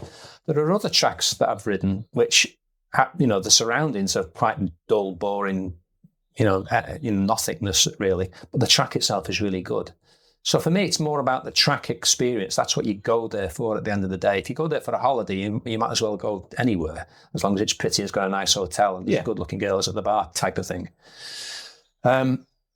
So track, that's a tough one. I would I'd really like Most. Okay. Czech Republic. It's a track for me which is terribly underrated. It's bloody hard work because there's no rest. It's a physical track. Flowing in sections, a little bit stop-starty. Yeah, the turn one. Really enjoy riding there. But it's a proper scratches circuit. But I'm tarnished as well because I also like long flowing corners, really fast. I like corners which scare you. You know what I mean? When you're going that fast, everything's on the floor and you're thinking, Jesus, tonight. That's kind of what life's about for me, just having that sensation. And you have to talk about Spa. Yeah. Because particularly there's 2 corners at Spa. There's Blanchimont, which is a double left, which is amazing. And there's another one, which they changed the name of it now. It used to be called Pouon, which is about halfway down the track. And it's a downhill straight towards it. And then there's a kink and then a long opening out left and it brings you into the bottom of the valley. And you come out of there with the bike's moving about and you're squeezing on as much throttle as you can and it's just mind-blowing. But again, it's unique in that respect. So it would probably be Spa. Okay. Bikes, I would like to say, you see, this is again, I would like to race 250, 350 bikes because riding a modern 1000 it blows wind up your skirt, but the hard work, they're very physical, and they're just too fast, to be honest, and they just really burn you out sort of thing. Where at 250, you can go not as fast, but pretty damn fast. yeah, they're so easy to ride. But you can enjoy the experience at the When same you're time. riding it, you're not a passenger on that. Yeah. If you know what I mean. So it'd have to be lots 250, 350, preferably 2 strokes, because again, once you've ridden one, there is no going back. They're just awesome. Riders, it would, to be honest, and I would have to say this with a hand on heart, it would be my Supersport buddies from the 90s, because that was such a sweet spot for me. I mean, I've raced against lots of people over the years, lots and lots of people. From Grand Prix stars down to club people, and I've met lots of really great people, but my lovely people. My heroes are like, Ian Simpson, Phil Bowley, Moody, Phil McCallan.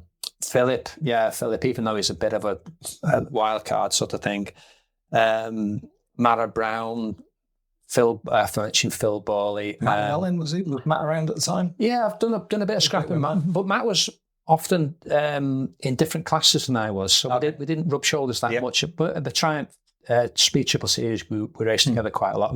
Good egg, definitely the top bloke in the time. He won't do a podcast either. He possibly not. No, He won't. They're too worried about what he'd say. Probably a lot of people worried about what he's going to say as well. This Jim Moody thing. And It's not what he's going to say; it's the people that they're on the end of. I love Jim. Proper character in the sport. Really, really lovely bloke. Again, mad as a box of frogs. Then. Mad as a box of frogs. We don't have those characters these days, which is a podcast. I'm sure you do. But they're not allowed to show it. They're not allowed to show it. They're suppressed. I mean, you look in the MotoGP paddock as an example, and they all have to be beige because you're not allowed. You get your Ian and Onis who are kind of head and shoulders firecracker. Whoa, I mean, forget his drug thing. I mean, you got to forget that sort of stuff. I'm sure he regretted it, and I'm sure he will always regret it, etc. But you have to be corporate, I think, nowadays. So and I think that people are there, but they're suppressed what they want to be. Your Valentino Rossi's, he was flamboyant. He was Valentino Rossi till he stopped riding. And because he was such a character as it was, nobody was going to stop the black ball rolling. No, not at all. That was a juggernaut that was on its own course. Well, remember when he got a ban, and they were going to ban him for the last round at Valencia one year because he had some coming together with Marquez. 2015. Was it 2015? Yeah. There was some big thing where they were going to stop him going to the last round. If they'd have done that, they'd have half the gate. No question. Absolutely no question. So they couldn't not. No, because he put bums on seats. Exactly. It's as simple as that. Second to last question, and I think we've covered it a little bit, but it might change if you pin it down to one. Of all the tracks you've ridden, what's your favourite corner and why? I'll buy you a bit of time, because for you, and all the tracks that you've raced at, you've done Phillip Island, we haven't even spoken about the Phillip Island Classic. Of all the tracks that you've ridden, more than I think anybody I've ever sat down with, potentially. The one corner that you always arrive at and you feel like, yeah, this is the one. Pool at Spa. Yeah. It's a fast approach. You're going downhill. You've got to get rid of a load of speed. You're going into the corner. It's not. It feels a bit of a negative cam, but it isn't. It's just that the ground's kind of dropping away from you the whole way through the corner. I would say it's flat as opposed to negative. Yes. You're sort of recovering through the first part of the corner, but you're desperate to keep your momentum up. There's a massive curb that in the dry you can use. In the wet, don't go on it at all. And from that point onwards, you pick your point. You look as far around the next corner as you can, which is a big opening out corner, and you're looking into the bottom of the valley. If you're chasing somebody down, you can't let them get away. And it's the picking the throttle up and the sort of controlling the slide out of the corner sort of thing. And it depends what tyres you got on, how much traction you've got on, how you're riding the bike, what you're wanting to get from the lap. But it's just a proper corner.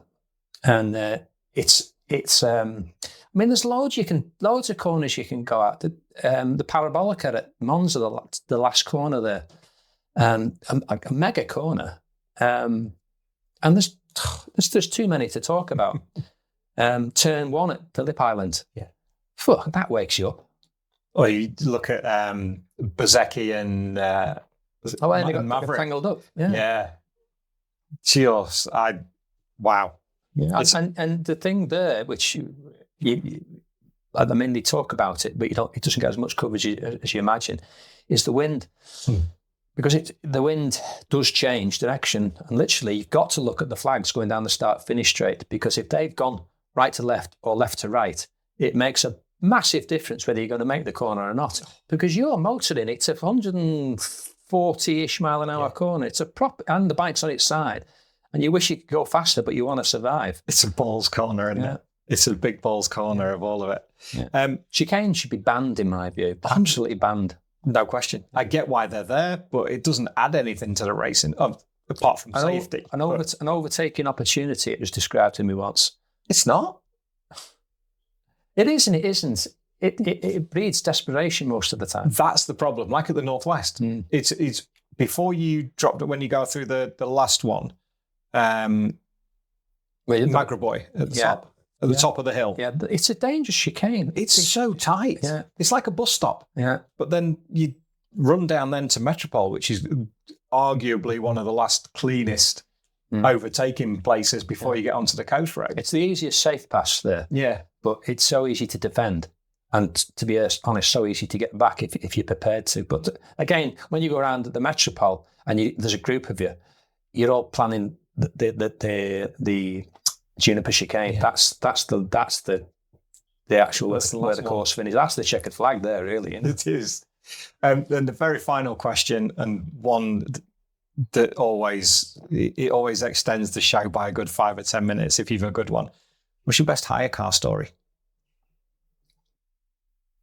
I don't want to embarrass myself in many ways, because there's some shameful things we've done with hire cars. And you're not the first to. It's fine. You're amongst friends. They were of it. Nobody's ever complained about a hire car story because they're of their time. Times are different now, but 80s, 90s, 2000s. We've had Steve Parrish on the show. We've had Roger Burnett on the show. We've had Granty on the show. They've all had hire car stories. Big Jack getting done for speeding in Nevada. In Nevada. You're amongst friends. You can change the names to protect the innocent, and you can even tell a porky that you weren't driving, which happens a lot. Right. I wasn't driving, but I was in the car, yeah. There's quite a few to chew on, but probably the cleanest and the safest one from legal point of view is we did a testing trip, Jennifer and I, for a lot of up-and-coming club riders. One of them was actually Phillip McCallum, but that's for a different reason. Again, a little long story. He turned up. And it was a package where I drove the truck down with all the bikes in. And my wife, Jennifer, came down with the riders. First of all, it was on a train. When we took the first year we took them down by train. Yeah. And the second year, we flew them down there. We got hire cars from the circuit, from the airport to the circuit, or airport to the hotel. Anyway, it was the year we flew everybody down. So we came out to the hotel, out to the airport. I wasn't actually in the car technically. And we took them, the Royal we took them to the car terminus, picked up the cars, which were ironically all Renault 5, white Renault 5s, all the same colour, all white Renault 5s. We then drove them at high speed to the circuit. Now, on the way to the circuit, somebody suggested that we'll stop at the petrol station. For some reason, some of them needed cars, they needed fuel. So we needed fuel for some reason. I don't think it was fuel for the bikes, but we had to stop at this filling station. So about 6 hire cars, all the same, screeched into this forecourt, all at different pumps. It was frantic running around. People dropped their glasses and this, that, and the other. And then Philip McCallum was the first one to sort of get the green light to go, but he hadn't paid. Oh, no. So he was off like a scorched cock sort of thing, which invited everyone else to do more or less the same. So there was a certain group of people who were left behind at the end who had to pick up the fucking bill. No. You know who you are. Answers on a postcard. So it wasn't dangerous. It wasn't dangerous, but it was like, Really? Thanks for that. The hire car story, it's always one that you can see the cogs turning. You shouldn't give... Which story can I tell? Which story can't I tell? There's certain things in life you don't do. You don't give babies sharp knives to suck on, do you? You don't give a motorcycle racer, particularly if there's another one on the same continent, a hire car, because it's going to get dirty and nasty at some point. Because it's as if like, it doesn't matter. Nobody's going to get hurt. Well, wrong to both of them. But it's a huge amount of fun. It is, exactly. And we're not allowed to have fun these days. But they were good times. A certain person who, I'm going to name him, Eddie Roberts. Eddie Roberts blew up a car once picked it up in the car hire place. Yep. Before he got off the car park, dropped the valve. How? Excessive use of the throttle. Well, I gathered that's quite impressive. Never got off the car park and destroyed the motor. Well, he had to go back and get another one, put it that way. This one's broke, pass me another. Thank you very much. I'll swap those keys. Yeah, it's got an ignition problem. Yes. If it was a Honda, electrical fault. Mm-hmm. One of those. Spike, thank you. No problem. Enjoyed it. Can't wait for episode 2. Let's do it. There's so much more to go at. We'll come down in the spring or sooner if you fancy it. Let's see what the ladies and gentlemen think. Let us know in the comments down below with your thoughts. When you want Spike back on, we can do this sooner. We can do this later. It doesn't matter. We've got the perfect place for it here. But all that remains to say is, ladies and gentlemen, it's Spike Edwards. Thank you.